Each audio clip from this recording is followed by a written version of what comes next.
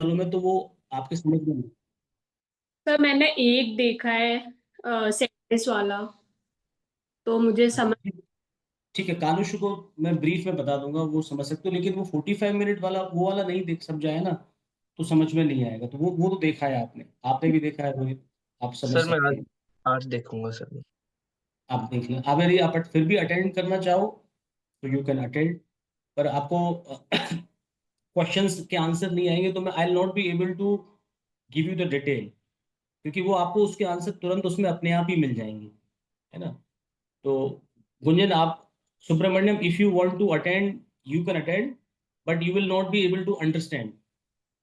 One, I'll, most of the time I'll speak in Hindi only. Second, you do not know what has been there in those two videos, so there will be no link, so you will be nowhere in understanding. So better to leave the session. My advice, later on I'll explain you कि कैसे, what is the background, then only you'll be able to understand. ठीक है। तो नमस्ते sir. मुझे, okay, कहाँ को, yes yes, लक्ष्य। नहीं, नमस्ते कह रहा था सर, मैं फिर लीव कर रहा हूँ, मैं पहले वो वीडियोस देख लेता हूँ, देन मैं ये ठीक, वाली वीडियो फिर से देख लूंगा। ठीक, ठीक है, मैं भेज दूंगा तो आप क्रम से देखना, है ना। कालुष्य वाला देखना पहले, उसके बाद में हम दुखी क्यों होते वो वाला, फिर ये तीसरा सेशन आप देख, ठीक है, ओके तब सर। समझ। Okay sir.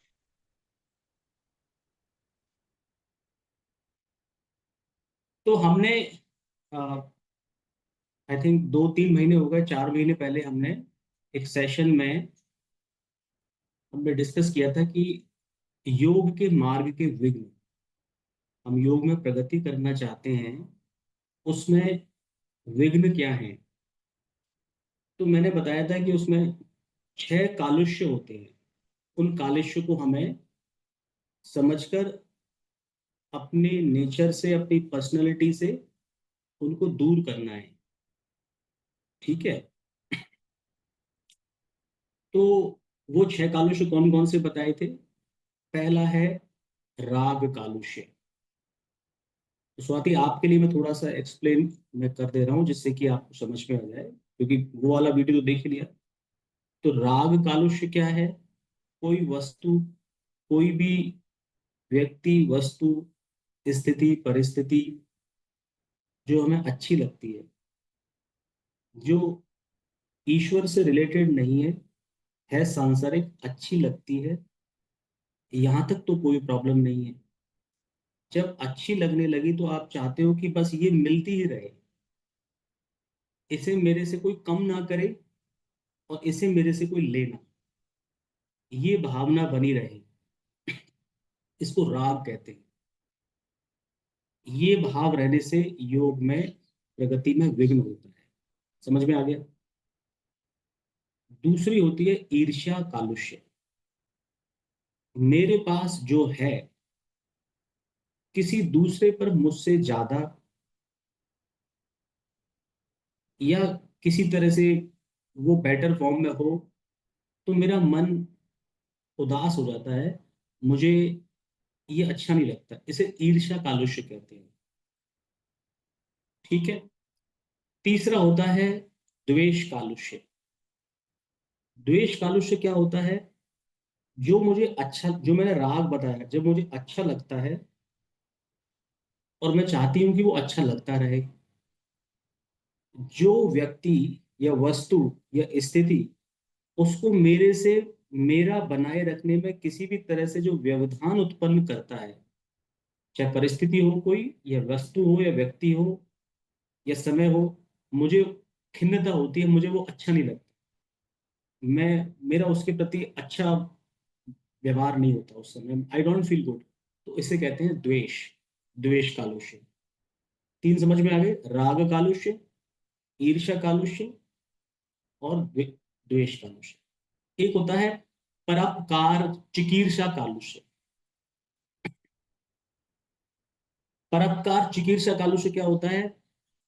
हमारे अंदर ये भावना होती है कभी, कि किसी की हम, दूसरे व्यक्ति के सामने या उसके सामने, किसी वस्तु की, व्यक्ति की, किसी शहर की, मतलब किसी विशेष तौर से व्यक्ति की, व्यक्ति की बात, उसकी बुराई करना, या मन में ये होना कि इसको दुख पहुंचाना है, या दुख पहुंचाना तो नहीं है लेकिन आपको लगता है कि इसको इसको कष्ट हो, तो आपको ये सोचकर आपको ये चीज खुशी देती है।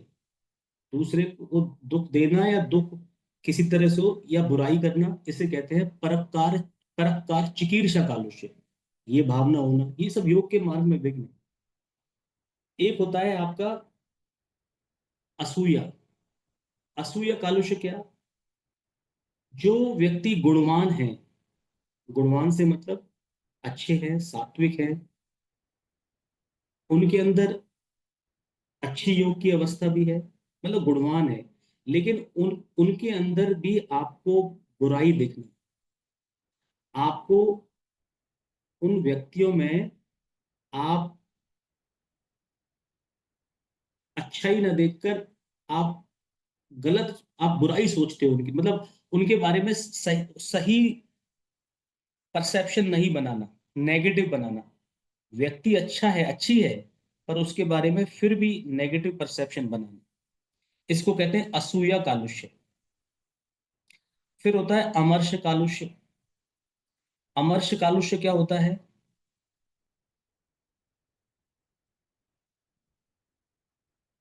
असूया समझ में आ गया आपको? परोपकार चिकित्सा समझ में आ गया? राग समझ में आ गया? द्वेष समझ में आ गया? ईर्ष्या समझ में आ गया? तो बताओ, मैं आगे बढ़ूं उससे पहले अगला बताऊं। स्वाति, एक बार मुझे बताओ, आप एक एक लाइन में सबको। स्वाति आप बताओ। सर राग तो ये होता है जो अपने को चीज अच्छी लगती है, अपना मन करता है वो बनी रहे अपने पास। द्वेष होता है कोई अपन से छीनने की, अगर कोई रुकावट पैदा कर रहा है उस चीज में तो अपने को उससे द्वेष हो जाता है। ईर्ष्या होता है अपने से किसी के पास कोई चीज या कोई गुण कुछ भी ज्यादा है तो उससे ईर्ष्या हो जाती है। परोपकार। परोपकार नहीं, परोपकार। परोपकार वो क्या था सर? परोपकार चिकित्सा। याद नहीं आ रहा वो, मतलब थोड़ा सा हिंट दो मेरे, मैंने बताओ। तो था। रोहित, आप बताओ रोहित। सर जैसे सिंपल भाषा में किसी पर टोंट कसना, ये उसको बुरा लगे। देखो, ये जरूरी नहीं कि उससे सामने ही हो, तो ये टर्न तो सही नहीं होगा इसके लिए। किसी किसी दूसरे की बुराई करना, दुख हम्म पहुंचाना, या उसको दुख लगे ऐसी भावना करना, भले आपके सामने नहीं है तो आप टर्न तो कैसे करोगे उसके लिए, है ना? पर फिर भी आपको पता, आपको लगा हाँ ये अच्छा हुआ इसके साथ, ये उसके साथ बुरा हुआ पर आपको लग रहा है ऐसा, ऐसी भावना होना, है ना? हम्म और असूया वो वो क्या था सर?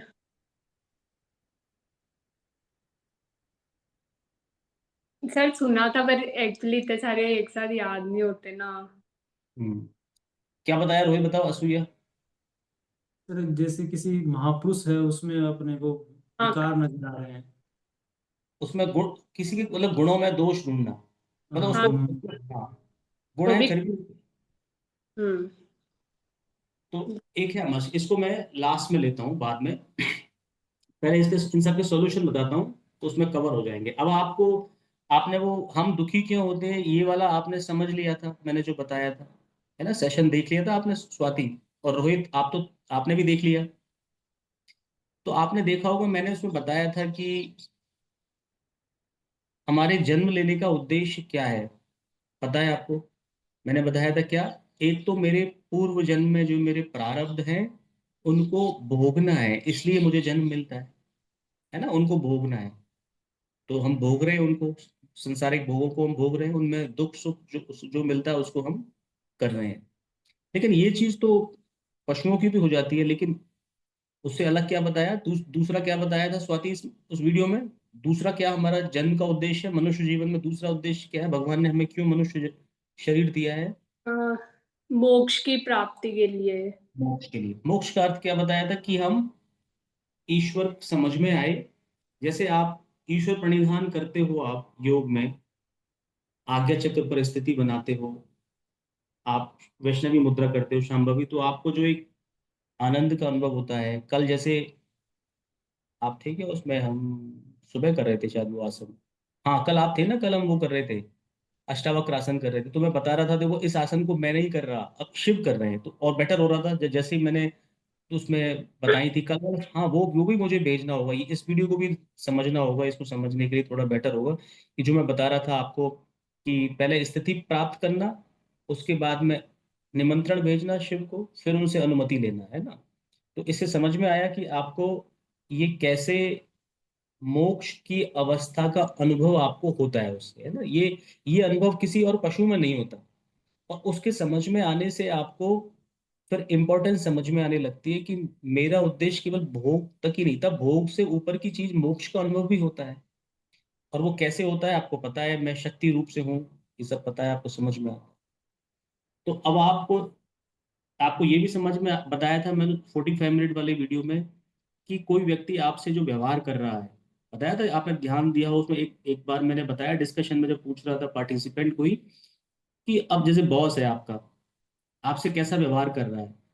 तो पहले तो आपको समझ में आ गया कि मैं जब करती हूँ, मेरा जब व्यवहार होता है, रिस्पॉन्ड करती हूँ, तो क्या करती हूँ मैं, मेरा प्रारब्ध जो है, आपने वीडियो में देखा होगा, मेरा प्रारब्ध वो सामने इंतजार जोर बाट जो रहा होता है कि ये कैसे, इसकी बुद्धि किसको प्राप्त हो। स्वाति क्या बताया था, बुद्धि किसको प्राप्त हो, विनाश को प्राप्त हो। विनाश को। जैसे ही बुद्धि, वो बुद्धि विनाश को प्राप्त होती है, बुद्धि विनाश को हुई और प्रारब्ध ऐसे झपट्टा मारता है और आपको दुख दे जाता है। बुद्धि इंस्ट्रूमेंट है, मतलब बुद्धि इज वल्नरेबल। लेकिन यदि बुद्धि को मैं 24 आवर किसी यौगिक प्रक्रिया में या ईश्वर के चिंतन में, ओम आदि के उसमें, या कुछ डिस्कशन में, मतलब कहीं ना कहीं अपने जीवन को ईश्वर से जोड़ दिया, तो आप हमेशा, आपकी बुद्धि किसके सपोर्ट, और ये विश्वास होना कि मेरे आराध्य मेरे ईश्वर हमेशा रक्षा करेंगे, ये भावना होना, तो आपकी बुद्धि किस में लगी रहेगी, मायापति के। और प्रारब्ध किसका है, एक माया है, आपका ही कर्म संस्कार है। यदि इस आपने प्रारब्ध के सामने और बुद्धि बीच में, यहां आपने अनंत को खड़ा कर दिया, ईश्वर वो खड़ा ही रहता, हटता ही नहीं है, तो प्रारब्ध मैंने क्या बताया था कैसा हो जाएगा, वो क्षीण हो हम्म। जाएगा, या तो डेस्ट्रॉय हो जाएगा, क्षीण हो जाएगा, तो आपके ऊपर हावी नहीं हो पाएगा। तो दुखी करके कौन जाता है, प्रारब्ध। और कारण कौन बनता है, बुद्धि। थेरेपी क्या बताई, ईश्वर को खड़ा कर देना। यौगिक प्रक्रियाएं जो हैं, जो आती हैं आपको, मेनली आपकी क्रिया योग है, फिर कर्म योग, भक्ति योग जो समझते हैं आप, है तो पार्ट उसी के, अष्टांग योग के ही, अलग अलग तरीके से उनको बताना है। तो ये सॉल्यूशन समझ में आ गया, ये बात समझ में बैठ गई आपके। अब आपके अभ्यास से पहले तो आप कई दिनों तक अभ्यास करते रहो। जैसे ही मैं मेरे साथ कुछ हो, मैं एकांत से अलग जाती हूँ, जब मैं जाता हूँ तो मैं अलग अलग लोगों से टकराऊंगा। तो मेरे साथ जब हो रहा होगा तो क्या हो रहा होगा, मेरा प्रारब्ध सामने आ रहा होगा।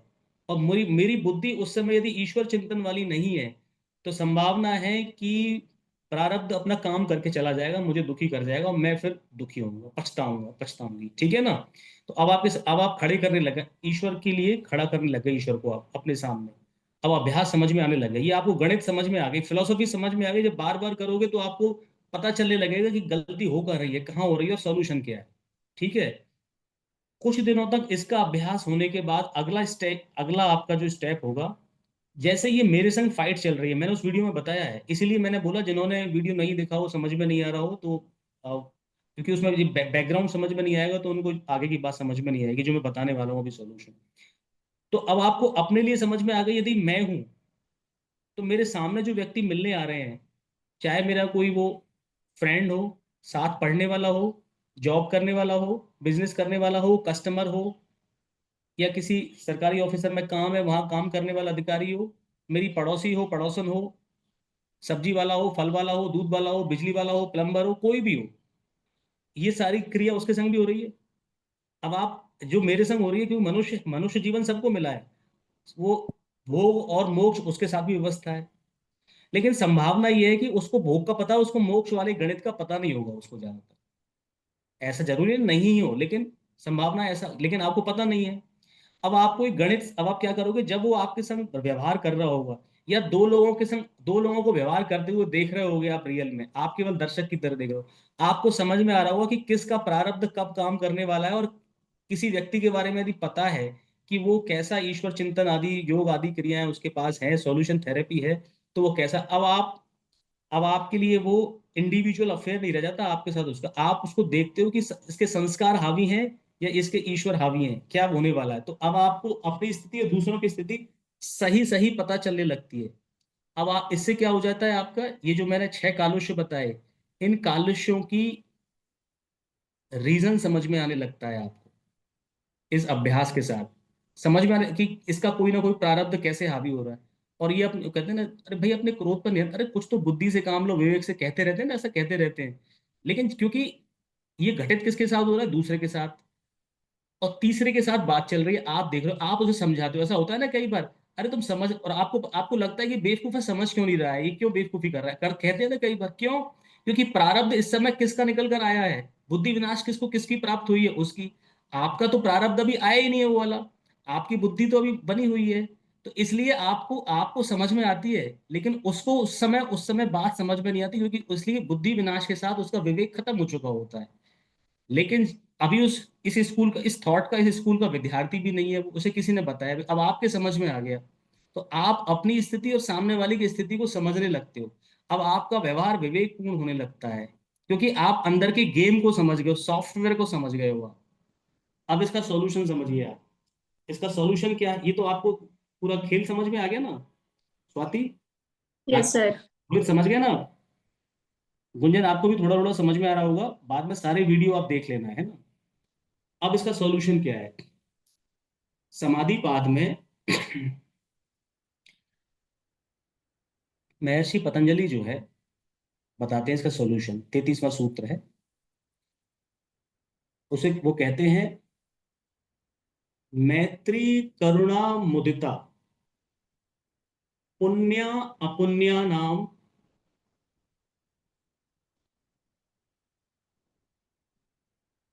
और ये चित्त प्रसादनम है, ये चित्त प्रसादनम मतलब चित्त को, ये सब चीजें होती जो मैंने अभी बताई है, कालुष्य आदि किस में हो रही है, आपका चित्त में, चित्त के कालुष्य हैं। अब कालुष्य नहीं होगा तो चित्त कैसा हो जाएगा आपका, निर्मल हो जाएगा, स्वच्छ हो जाएगा। और वैसा होने से क्या होगा, आपको जो जैसी व्यवस्था है आपको वैसा का वैसा उसकी अंदर का रहस्य, अंदर का कारण समझ में आ जाएगा आपको, और आपका चित्त निर्मल हो जाएगा। और ऐसा हो जाने से आप, आपके प्रारब्ध जो काम करके जाता है, बुद्धि जो विनाश को प्राप्त होती है, अब आपको इसका गणित समझ में आएगा। तो ईश्वर को क्यों खड़ा करना है, इसके लिए आपके अंदर एक कन्विक्शन भी आ जाएगा, आसान हो जाएगा। तो क्या बताया उन्होंने, जो सुखी लोग आपको दिखे हैं अपने संसार में आसपास, उनके प्रति भावना कैसी रखो आप, मैत्री की। मैत्री का मतलब मित्रता निभाना नहीं है, अग्रसर अग्रसर नहीं होना।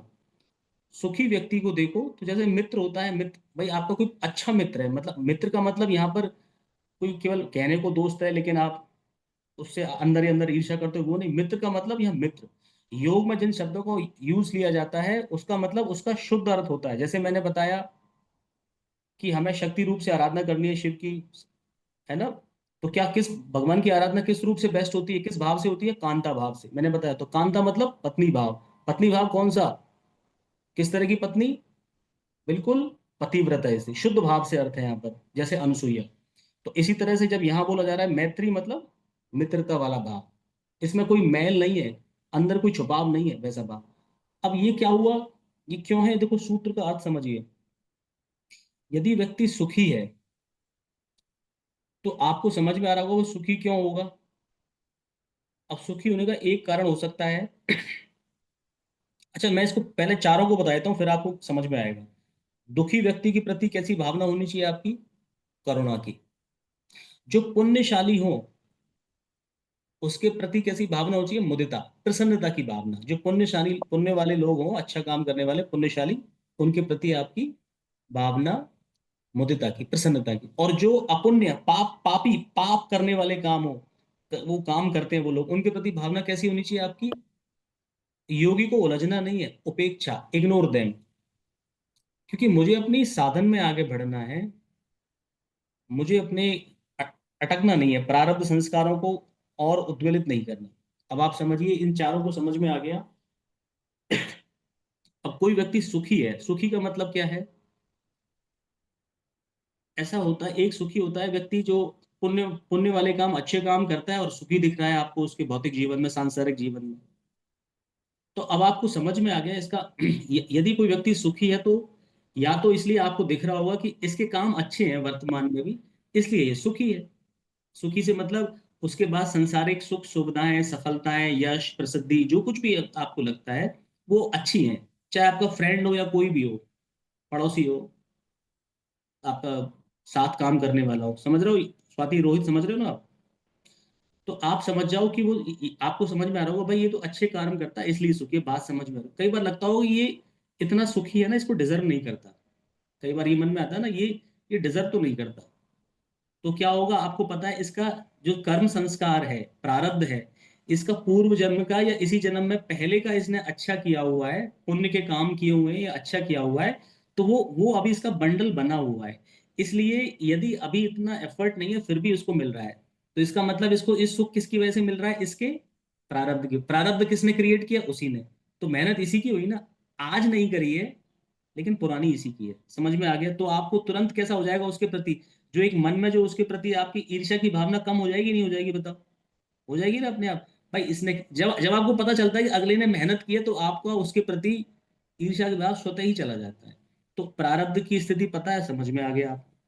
या क्या होगा कि वो सुखी है लेकिन वो तो बहुत ही बुरे काम करता है फिर भी सुखी है। मतलब ऐसे कि लोगों लोगों को, मुझे तो इसकी असलियत पता है, आप कहते हैं ये डिजर्व बिल्कुल नहीं करता, तो उसका प्रारब्ध इतना तगड़ा अच्छा था लेकिन अब कुछ भी नहीं है। तो अब इसकी, यदि इसने अभी अपने आप को सही नहीं किया तो आगे इसके पास क्या आने वाला है?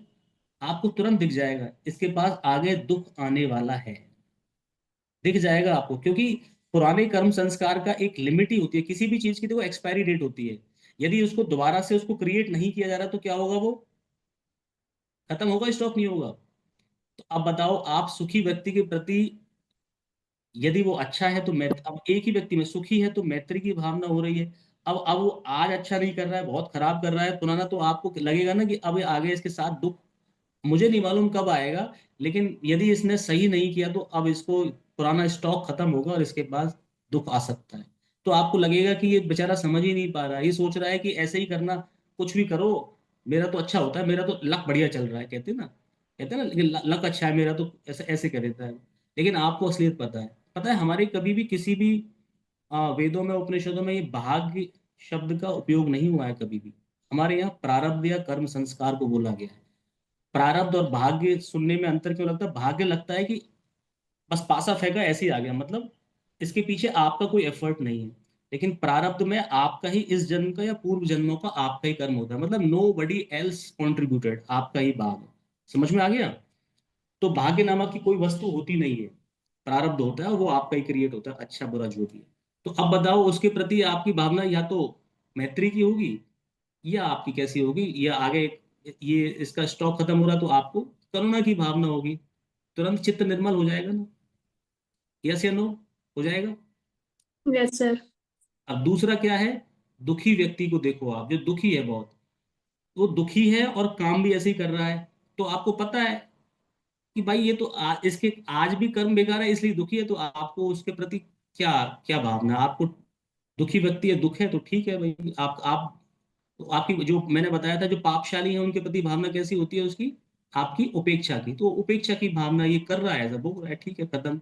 लेकिन आपको लगता है कि ये दुखी है, इसका आज की तारीख में कोई भी गलत काम नहीं है, बेचारा करता रहता है बढ़िया, पर फिर भी दुखी है। आप कहते हो भगवान ने इसको पता नहीं ऐसा दुखी क्यों किया हुआ है, तो आपको समझ में आ जाएगा कि इसके प्रारब्ध पुराने, बहुत खराब कर्म किए हुए, वो खत्म नहीं हुआ है अभी तक, वो चलेगा अभी शायद, तब तक इसका ऐसा ही है। पर जब खत्म हो जाएंगे तो इसका अच्छा टाइम शुरू हो जाएगा, समझ में आ जाएगा ना? तो उसके पता, दुखी व्यक्ति के प्रति भावना कैसी होगी आपकी? करुणा। करुणा की भावना हो गई। तीसरा हो गया पुण्यशाली। जो लोग अच्छा कर्म कर रहे हैं, आपको देख रहे हैं कि उनका अच्छा आचरण है, अच्छा काम करते हैं, दूसरों के लिए भी अच्छा है, वो कभी सबसे मृदु बोलते हैं, किसी से कोई उनके अंदर कोई ईर्ष्या की भावना नहीं, जिन जिन गुणों की बात करें ना वो अच्छे गुण उसके अंदर हैं, और भी कुछ बढ़िया काम करते हैं वो, है ना, कोई एक्सपेक्टेशन, मतलब तो उनके प्रति यदि आदर्श व्यक्ति, जिसमें हम योग के हिसाब से मैं जिन चीजों को बता रहा हूँ, ऐसे यदि कोई काम करता है, भले ही उसके साथ सांसारिक चीजें कम है लेकिन प्रसिद्धि ज्यादा है, प्रसिद्धि नहीं है कुछ, मतलब कुछ भी, ओवरऑल पर्सन अच्छा है, वो अच्छे ही पुण्य पुण्य वाले काम कर रहा है, अच्छे काम कर रहा है, जो उसको ईश्वर से नजदीक लाने वाले काम है, तो उसके प्रति आपको भावना कैसी रखनी चाहिए? आपको मुदिता, प्रसन्नता की, कि मैं भी ऐसा हूँ, मैं भी ऐसे काम करूँ, भले ही आपको लग रहा है कि वो उसको उसके हिसाब से फल नहीं मिल रहा हो, कोई बात नहीं, कर रहा है तो कुछ ना कुछ अच्छा रहेगा इसका, मतलब बुरा भी नहीं है उसका, तो आगे अच्छा हो जाएगा, और अच्छा है तो भी आपको उसके प्रति पसंद है, आपको उसके कर्म से देखकर अच्छा लगता है। अब आता है पापशाली, जो पाप कर रहा है, जो आपको देख, भले ही वो सुखी है या नहीं है, पर वो उसका काम ही है, जैसे बहुत ही गलत काम, पाप वाले काम कर रहा है, जो समाज देश किसी के लिए इस तरह से गलत जो कर रहे हैं, जो हैं इस तरह के, तो आपका क्या आचरण है, आपकी उसकी, आपके साथ आपको लग रहा है कि वो कर रहा है, तो इसका मतलब क्या है? उसका बुद्धि, उसने ईश्वर चिंतन में बिल्कुल भी नहीं लगा रखी है, इसका मतलब, यदि उसकी ईश्वर चिंतन में बुद्धि आज होती, किसी यौगिक प्रक्रिया का सहारा लिया होता, भक्ति योग का, कर्म योग का, निष्काम कर्म योग का सहारा कहीं भी लिया होता, तो वो पाप कर्म में, पापी, दिन भर पाप में लगे रहने वाला हो ही नहीं सकता, संभव ही नहीं है। तो अब आपको समझ में आ गया ये व्यक्ति क्या है। और जिस व्यक्ति की ईश्वर से मतलब संग ही नहीं है और पाप में लगा हो, आपको उससे योगी, क्योंकि हम अभी योगी बने तो नहीं है ना, योगी बन रहे हैं, तो अब यदि आप उससे, ये हमेशा एक बात और है, आप जिस तरह के लोगों की संगति में आप ज्यादा टाइम स्पेंड करोगे, उनके गुण दोष आपके अंदर आने लगती हैं, आपका प्रारब्ध संस्कार, क्योंकि कहीं भी कुछ पड़ा हुआ है ना, तो उसको पाकर वो बीज पुष्ट हो जाता है, आपके अंदर आ सकते हैं, तो ऐसे लोगों से उपेक्षा करो। अब इसका जैसे आप दूर रहिए, उससे उपेक्षा कीजिए, उससे उलझिए मत। मान लो आपका सामना ऐसे लोगों से हो जाए, आप उसको समझाने लगो, उसके पास ईश्वर चिंतन नाम का कोई साधन नहीं है, थेरेपी नहीं है, यौगिक प्रक्रिया को जानता नहीं है, मानता नहीं है, वो पुराने कर्म संस्कार भी है और आज भी ऐसे काम में लगाओ, आप उसको समझाने लगोगे, उससे आपका विरोध करेगा, आपके साथ उलझ सकता है, आपका उस उल्टा आप अपनी यौगिक यात्रा को डाउन कर सकते हो, आप उससे इग्नोर करो, उपेक्षा करो, जैसे ही समझ में आ जाए ये कौन सी श्रेणी का आ गया है, पापी श्रेणी का आ गया, समझ गए आप? समझ गए रोहित? स्वाति समझ गए? अब यस इन सर। अब इनका पालन कीजिए आप, इनका आप पालन करने लगोगे, आपको मतलब अभी मैंने सैद्धांतिक रूप से बताया, बाद में वीडियो को और देख लेना, समझ लेना, तो आप जब ये समझने लगोगे तो आपके अंदर मतलब चीजों को, अभी तक तो क्या है ना, आप लोगों से जो मैंने कालुष्य बताए, उन कालुष्य के भाव आ जाते हैं, और इन कालुष्य के भाव आने से होता क्या है, चाहे राग ही हो, आप कभी ये करके देखना, जैसे योग करते हो ना, आपने ज्यादा खाना खा लेना, है ना, या लेट खाना खाया, योग करना आप, फिर आप योगिक क्रिया करोगे, मैं कहता हूँ ना कि तीन चीजें कल बताई मैंने, किसी भी आसन प्राणायाम आदि में स्थिति में आओ, फिर आप आगे चक्र को देखने लगो, मतलब ईश्वर परिधान में, एक तरह से क्या आप भेज रहे हो, आप अपना निमंत्रण भेज रहे हो शिव को शक्ति रूप से, फिर आपको वो स्थिति बन जाती है उनके साथ, फिर आप उनका अनुमति, तो आपका फिल इन द ब्लैंक्स हो जाता है, जैसे जो आसन कर रहे थे यहाँ से प्राण वहां तक मिलने लगता है, होता है ना ऐसा। लेकिन आपने खाना यदि खाया हुआ है लेट, या ज्यादा खा लिया है, या तामसिक खा लिया है, बहुत तला भुना खा लिया है, बासी खा लिया है, गलत खा लिया है, तो आपको क्या होगा, आप चाहोगे,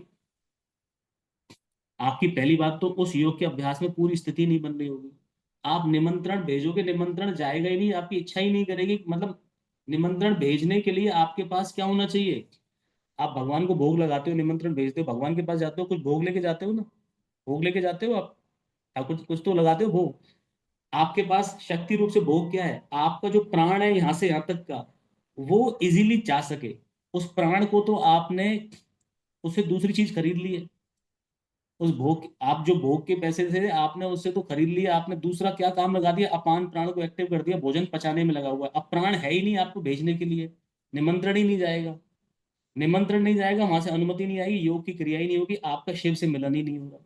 यही बात आपकी यदि राग आदि कालुष्य है, राग अमर्ष असूया, ये सारे जो आपके कालुष्य से जब आप होंगे, आप कभी आप करके देखना, आप बहुत ज्यादा किसी के प्रति द्वेष की भावना हो रही है आपकी, और उससे मैं कहता हूँ कि आप आ, ये अभ्यास करो आप, आपका तुरंत किसी योग अभ्यास में वो स्थिति नहीं बनेगी आपकी। क्यों? क्योंकि आपकी जो स्थिति बनती, आप हो कौन? प्राण स्वरूप से हो आप, सूक्ष्म रूप से। वो प्राण आपने दूसरी जगह इन्वेस्ट कर दिया है भोग लगाने के लिए, आपके पास ईश्वर तक पहुंचने के लिए वस्तु ही नहीं है। तो ये मान के चलिए, जब आप योग के अभ्यास में बैठोगे, यदि किसी आप कालुष्य से पीड़ित हो, तो आपका ईश्वर से दूरी बनी हुई है, आप विरह में ही हैं। तो अब आपके ये बात समझ में आने लग गई कि किसी भी हालत से ये राग द्वेष असूया अमर्ष आदि जितने भी ये कालुष्य हैं, ये आपके लिए आपसे ईश्वर की दूरी को कम करने वाले हैं। तो आपके साथ होने चाहिए नहीं होने चाहिए, बताओ? नहीं होने चाहिए। नहीं होने चाहिए। इसलिए इसीलिए यदि आप किसी को, सुखी व्यक्ति को देखते हो और उसके प्रति ईर्ष्या का भाव आ गया, तो क्या हो गया? इनडायरेक्टली आप देख लेना, आपकी ईश्वर से दूरी कम हो जाएगी, आपकी हो जाएगी।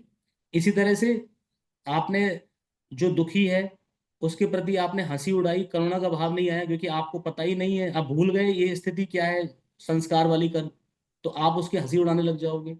तो आप ही क्या होगा, प्राण आपका गलत दिशा में चला गया, आप ईश्वर को निमंत्रण नहीं भेज पाओगे, अनुमति नहीं मिलेगी, आनंद की अनुभूति नहीं होगी। सेम पुण्य और पापियों के साथ जो ट्रीटमेंट होना चाहिए आपका, जो भाव बताया उनके प्रति, मुदिता मुदिता की भावना, पुण्यशाली और पापियों के प्रति उपेक्षा, आप उनसे उलझ गए, तो आपका प्राण की स्थिति निम्नगामी हो जाएगी, आप नहीं रह पाएंगे। तो क्यों? क्योंकि जो मैंने पिछले वीडियो में बता दिया था कि जैसे, क्योंकि आपका फिर कर्म संस्कार प्रारब्ध अब बीज रूप में था, वो उबल के आगे ऊपर आने लगता है, और आपकी बुद्धि पहले ही क्या प्राप्त हो चुकी है, आपने सुखी के प्रति मैत्री मैत्री की भावना नहीं रखी, भूल गए आप, क्योंकि फिर पूरा लॉजिक सिस्टम याद नहीं रहा, पता ही नहीं है। दुखी के प्रति आपने करुणा नहीं रखा, पुण्यशाली के प्रति मुदिता नहीं रखी, और पापशाली के प्रति उपेक्षा नहीं रखी। तो आपकी बुद्धि बताओ ऐसी स्थिति में किसको प्राप्त होगी? किसको प्राप्त होगी? विनाश विना को। और आपका प्रारब्ध क्या हो जाएगा? हावी हो जाएगा, और आप कैसे हो जाओगे? दुखी हो जाओगे आप। समझ गए आप? पूरा इक्वेशन समझ गए, पूरा इक्वेशन क्या है, और समाधान भी समझ गए आप। तो आपको वैसा ही आचरण, भोजन, आचरण, लोगों के साथ इंटरेक्शन, इसका इम्पोर्टेंस क्या है, आपको समझ में आने लग गया। तो आपको इस सब को ज्ञान रूप से समझकर आचरण में लाना, और दूसरी तरफ हमेशा जो मैंने बताया उस वीडियो में 45 मिनट वाले में, आपका जन्म भोग के साथ, मेन किस काम के लिए भोग, यदि भोग ही देना होता तो किसी पशु योनि में मिल ही चुके हैं हम। आप सोचो, हम सतयुग से आप कलयुग तक तो आ गए हैं। जो मैंने कंसेप्ट बताया था उसमें, आ, आपको रुद्राष्टकम में, भोले शंकर मुंड की माला पहनते हैं, उसका प्रतीक क्या है? वो हम ही हैं योगी। इतने जन्म ले चुका हूं, इतने मुंड वो मेरे ही हैं। कितने कितने जन्म ले चुका हूं, मेरी इन समझ नहीं पाया हूं मैं, राग से निवृत्त नहीं हुआ हूं, आज तक मेरी इच्छाएं पूरी नहीं हुई हैं, मैं संतुष्टि नहीं हो पाया, सुखी नहीं हो पाया। कितने जन्म, बताओ, कलयुग से हम यहाँ तक तो आ गए हम। बहुत सारे लोग तो मतलब हो चुके ना, ईश्वर को प्राप्त हो चुके, वैकुंठ मतलब को प्राप्त हो गए, उस दिव्य दिव्य उसमें रहते हैं जहां पर सब इच्छाएं पूर्ण रहती हैं, आप तृप्त रहते हो। हम सतयुग से त्रेता से द्वापर कलयुग तक तो आ चुके हैं, मुंड माला इतनी पहनी हुई है। तो समझ में आ गया। तो अब हमारा मनुष्य जीवन हमें फिर मिला है, पता नहीं कितने योनियों के बाद मिला है, या पिछला मनुष्य होंगे हम, समझ नहीं पाए, फिर मिला है, लेकिन कुछ कर्म अच्छे रहे तो हमको मोक्ष भी मिला है, फैसिलिटी मिली है योग और भोग की भी। तो भोग तो हमें किसी भी जीवन में मिल सकता है, तो अब मोक्ष की व्यवस्था का ये हमें क्वालिटी, हम जो बात कर रहे हैं, आपको लगता है कि जब चार डॉग्स बैठते होंगे ये बात कर पाते होंगे? या चार हाथी बैठते होंगे, कछुए बैठते होंगे, पक्षी होते होंगे, इस बात पर चर्चा कर पाते होंगे क्या? नहीं।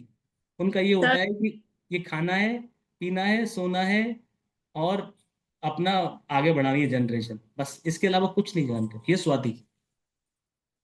सर आपने बताया था ना कि या तो पिछले जन्म में मनुष्य थे, फिर मनुष्य बने, या फिर पिछले अलग अलग योनियों के बाद नया स्टार्ट हुआ है। यस। तो जो नया स्टार्ट हुआ है, तो इस जन्म में अपने साथ जो हो रहा है वो कौन से कर्मों पे निर्धारित है?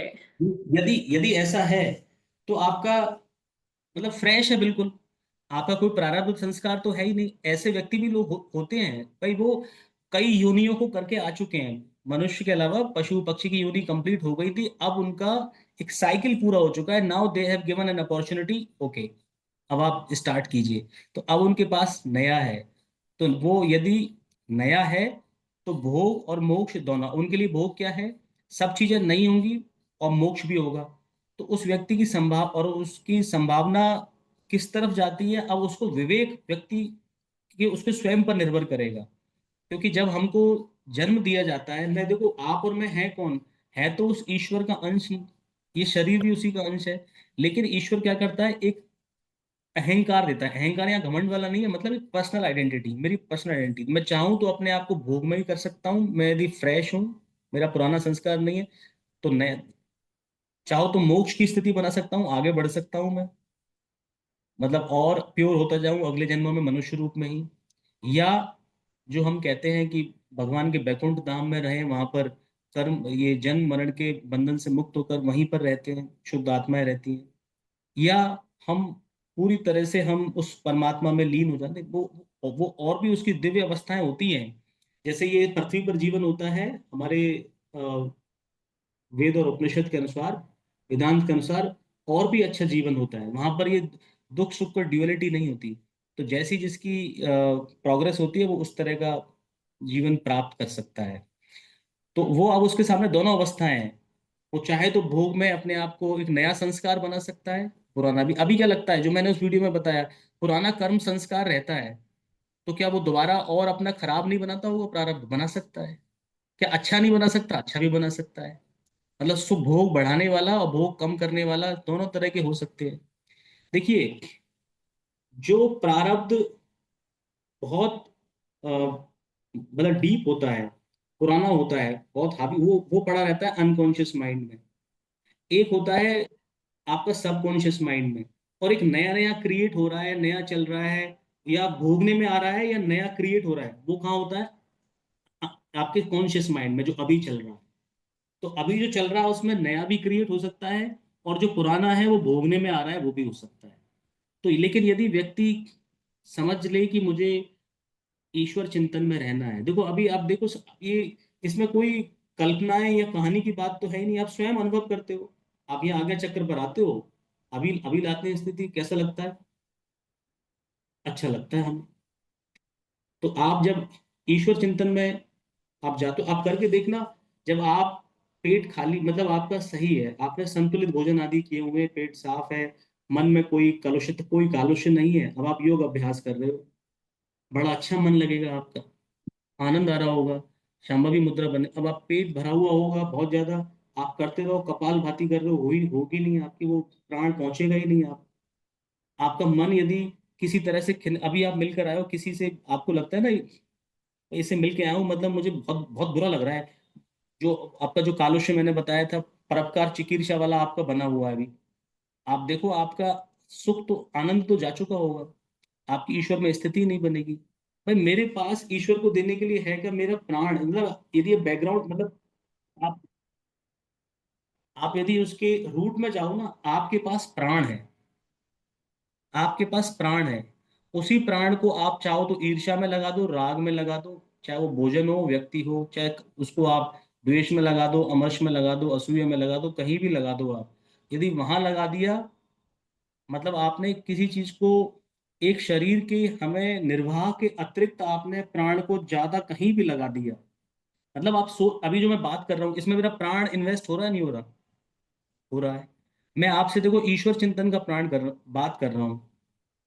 तो मैं अभी यदि मैं कहता हूँ मैं ईश्वर में ध्यान करता हूँ अपनी ब्रीदिंग पर, और आगे चक्कर पर ध्यान लाऊं, मेरी स्थिति बनने लगेगी। लेकिन अभी मैं चर्चा करने लग जाऊं, बेकार की चर्चा करने लग जाऊं, जो दूसरों की चुगली करने वाली, बुराई करने वाली, या कुछ ऐसा, मतलब अभी मैंने कहा भोजन आदि तो किया ही नहीं, बस बातचीत में ही ऐसा करने लग जाऊं जो द्वेष, ईर्ष्या, राग आदि से रिलेटेड हो, परोपकार, चिकित्सा आदि हो, फिर मैं कहूँ चलो स्थिति में आते हैं, चलो करते हैं, नहीं बनेगी स्थिति, प्राण का व्यय हो जाएगा। वहीं से तो बचाना है। महर्षि पतंजलि ने इसलिए तो कहा है, ये जो बताया उन्होंने, मैत्री करुणा मुदिता सुख दुख पुण्य अपुण्य नाम। क्यों कहा भाई? उन्होंने कोई आपको नैतिक शिक्षा का पाठ पढ़ाने के लिए थोड़ी कहा, केवल नैतिक शिक्षा का पाठ पढ़ाना है कि दूसरों के साथ गलत, ये जो ज्ञान दिया जा रहा है दूसरों के साथ गलत ना हो इसके लिए नहीं दिया जा रहा। देखो स्कूल जो आजकल जो शिक्षा मिलती है ना स्कूलों में, वो मिलती है क्यों? कि आप दूसरों के साथ गलत मत करो, किसी दूसरे के साथ गलत नहीं हो जाए, इसलिए इसलिए आप अच्छा नैतिक शिक्षा का पालन करो। स्कूलों में शिक्षा इसलिए आज की शिक्षा अभी भी मैकाले पद्धति के अनुसार ही चल रही है। उसमें यही कारण होता है कि हमें अच्छा काम इसलिए करना है क्योंकि क्योंकि दूसरे इससे प्रभावित हो सकते हैं। लेकिन यहाँ महर्षि पतंजलि ये जो बता रहे हैं इसलिए नहीं कह रहे कि दूसरों के साथ गलत है, वो तो है जो है ही है। आपका मोक्ष की व्यवस्था नहीं बनेगी, आप आगे दुखी होने वाले हो, यदि इनका पालन नहीं हुआ तो दुखी होने वाले हो। इसका बैकग्राउंड आपके समझ में आ गया। अब बताओ ये जो मैंने बताए, ये जो 33वां सूत्र बताया, इसमें बताओ आप यदि पालन नहीं करते हो तो मेरा नुकसान है, मेरा नुकसान है कि नहीं, ये बताओ। यदि मैं नहीं पालन करता हूं तो मैं, मतलब मेरे लिए सुख की व्यवस्था हो सकती है कि यदि मैं इसका पालन नहीं करता हूं तो बताओ, नहीं होगी ना स्वाति? रोहित, नहीं यस होगी सर। ना? तो इसलिए ये मेरे लिए है, ये मे इसलिए है, ये नैतिक शिक्षा नहीं, ये आपकी अपनी अपने लिए है ये। और यदि इस बात को जितने लोग समझेंगे वो अच्छे, स्वयं सुखी रहेंगे, आनंद में रहेंगे। तो इसी बात को लेकर अभी समझ में आ गया? इसमें कोई प्रश्न है आपका? Yes sir. पूछो। जैसे आपने ये आइडल वो बताया कि ऐसे ऐसे अपने को होना चाहिए, पर हम्म। जितना अपने को इस चीज का नॉलेज होता है ना, पर ऐसा होता है कि अपन वो कर नहीं पाते कई बार, जैसे कुछ अपन ने गलत कर दिया या हाँ। बस माहौल ऐसा होता है, फिर अपने को सब खराब लगने लगता है, अरे ये तो क्या कर रहा है ना। हम्म। हम्म। तो फिर मतलब ऐसे थोड़ा डर मतलब वो होने लग जाता है, अपन गलत ना कर दे ऐसा। तो मतलब इन सब का नॉलेज तो थोड़ा अपने में डर भी क्रिएट कर रहा है, जो कि नहीं होना चाहिए ना।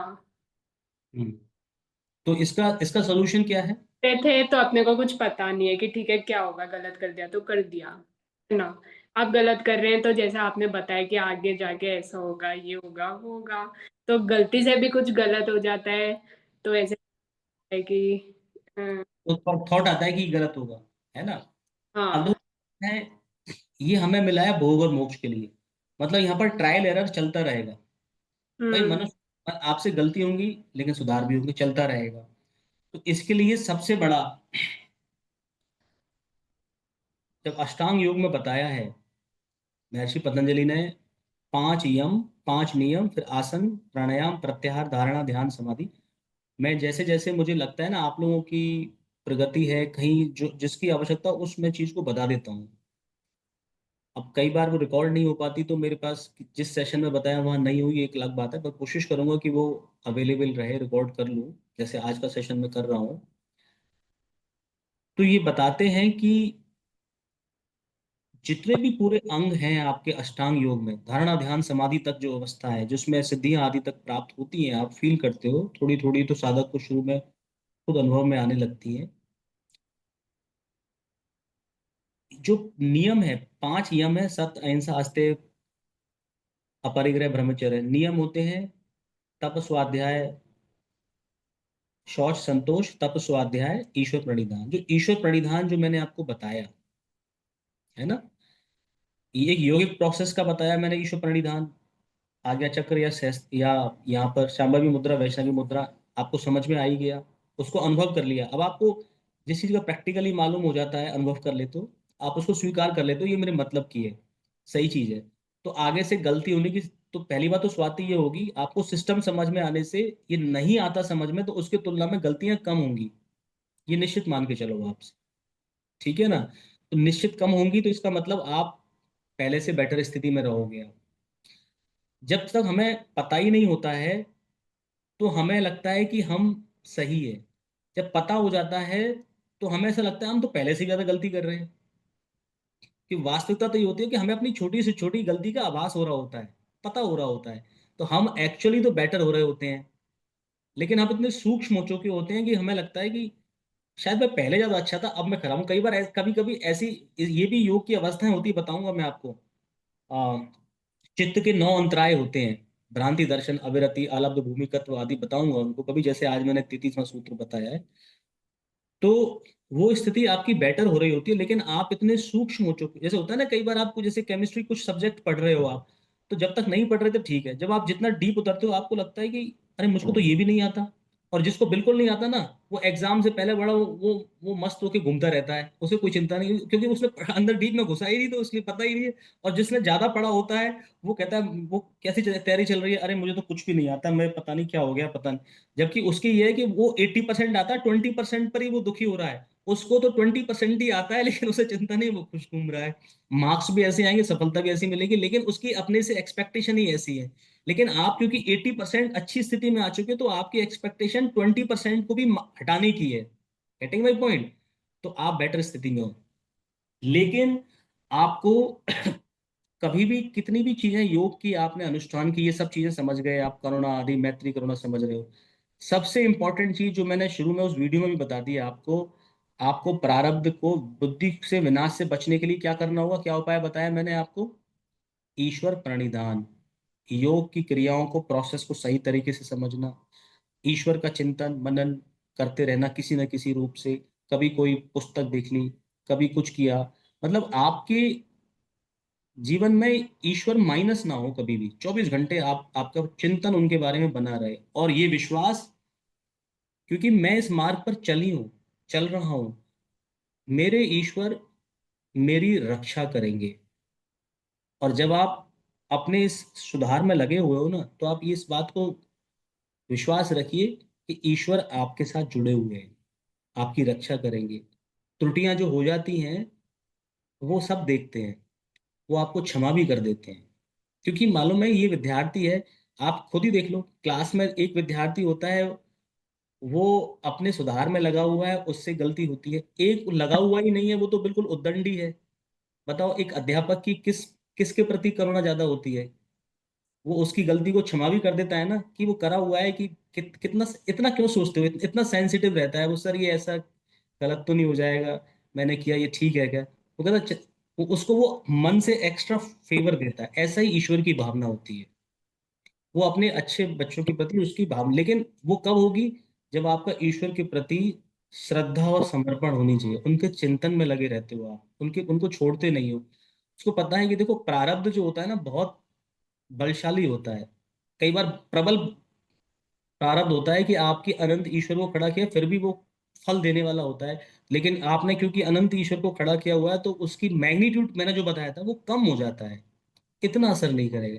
तो आप जब आप इस मार्ग पे चल रहे हैं, तो ये भाव रखिए, ईश्वर मेरे हैं और मेरी हर हाल में रक्षा करेंगे। उन्होंने जो जो कर रहे हैं वो मेरे लिए लॉन्ग टर्म सोच के किया है, क्योंकि मैं तो कल तक का ही देख सकती हूँ, मैं तो कई सालों के बाद की स्थिति नहीं देख सकती ना। लेकिन वो तो अंतर्यामी है, वो सब जानते हैं। वो उन्होंने जो अभी लग रहा है कि मेरे फेवर की चीज नहीं है, पर उन्होंने कुछ सोच के किया है, तो उनके ऊपर, इसे कहते हैं श्रद्धा। श्रद्धा में यदि आप कहते हो कि मैंने जैसे मैंने उस वीडियो में बताया, जैसे मैंने सोचा था वैसे के वैसे हो गया, तब तो कहते हो कि ईश्वर मेरे है। और मैंने अभी के अभी जैसा हुआ, मैं वैसा का वैसे नहीं मिला, नहीं, मैं इनकी पूजा ही नहीं करूंगी, मैं मानती नहीं हूँ, तो श्रद्धा नहीं हुआ। वो तो व्यापार हुआ ना, बिजनेस हुआ आपका। तो फिर तो आप ये मत कहिए श्रद्धा नहीं है, श्रद्धा बहुत भारी शब्द है। श्रद्धा होती है कि मैं अज्ञानी हूं, मैं उनका संकेत समझ नहीं पा रही हूँ, पर उन्होंने कुछ अच्छा किया, तो ये श्रद्धा है, समर्पण है।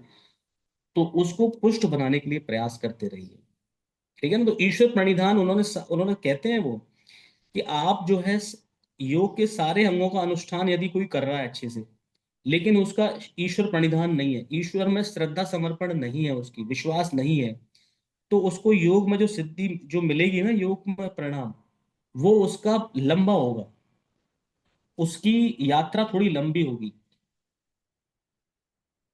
और भगवान श्री कृष्ण भगवत गीता में अर्जुन जी को भी कहते हैं, अर्जुन जी कहते हैं कि ये अ, मैं यदि आपको ईश्वर ना मानकर मैं निराकार पर ब्रह्म को मैं वैसे ही मान लूं, व्यवस्था चल रही है ऐसे मान लूं, तो इसमें बुराई क्या है? ऐसे मान ले, क्योंकि ईश्वर निराकार तो है ही है, उसी के ही तो वो जन्म भी लेता है, ठीक है, जो भी है साकार, मैं वैसे ही मान लूं, वो कह रहे हैं कोई गलत नहीं है।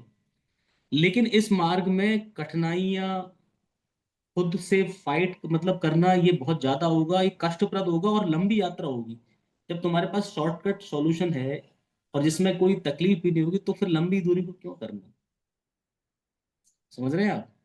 तो आपको ईश्वर प्रणिधान, तो आपको इसको मान के चलो कि ये ऐसे ही कहते हैं ना कि कोई, जैसे आपको कोई बीमारी हुई है, जैसे जैसे किसी को खांसी हो रही हो, कोई कहता है कि आप उसको मुलेठी ले लो, ये दवाई ले लो, वो दवाई ले लो। लेकिन सभी लोग, चाहे कोई से पैथी के होंगे, वो कहेंगे कि गुनगुने पानी में नमक का गरारा जरूर करते रहना, कहते हैं ना। उससे उससे आपका खांसी जल्दी ठीक होगी, आपको रिकवरी अच्छी होगी और जल्दी ठीक हो जाओगे और दिक्कत नहीं होगी। इसी तरह से ईश्वर प्रणिधान को आपको, इसको तो बांध रखो, ईश्वर प्रणिधान को मत छोड़ो कभी भी। जो व्यक्ति कहता है कि हमें, मेरी तो ईश्वर में विश्वास ही नहीं करता, कुछ है ही नहीं, तो उसका किसी और को नुकसान थोड़ी है, ईश्वर को नुकसान थोड़ी है उससे। उसको भी अब आप, अच्छा स्वाति बताओ, आपने लिखा था जब आपने योगा ज्वाइन किया था, उससे पहले कहते थे आप, आपने लिखा था, मैं जो क्वेश्चनर भरवाता हूँ ना, सरेंडर टू गॉड, आपने लिखा था 0, लिखा था ना। मेरे दबाव के कारण तो नहीं, मतलब मैं आपसे कुछ जबरदस्ती तो नहीं कहता कि श्रद्धा लाओ। अब आपने ये आज्ञा चक्र आदि शिव को समझा है, शक्ति रूप से प्राण को समझा है, अब आपका सरेंडर टू गॉड अभी भी 0 है या बढ़ा है? स्वतः ही नेचुरल प्रोसेस है, बताओ। नहीं सर, बड़ा है, अभी 6। बताओ, 6 कह सकते हो आप हैं?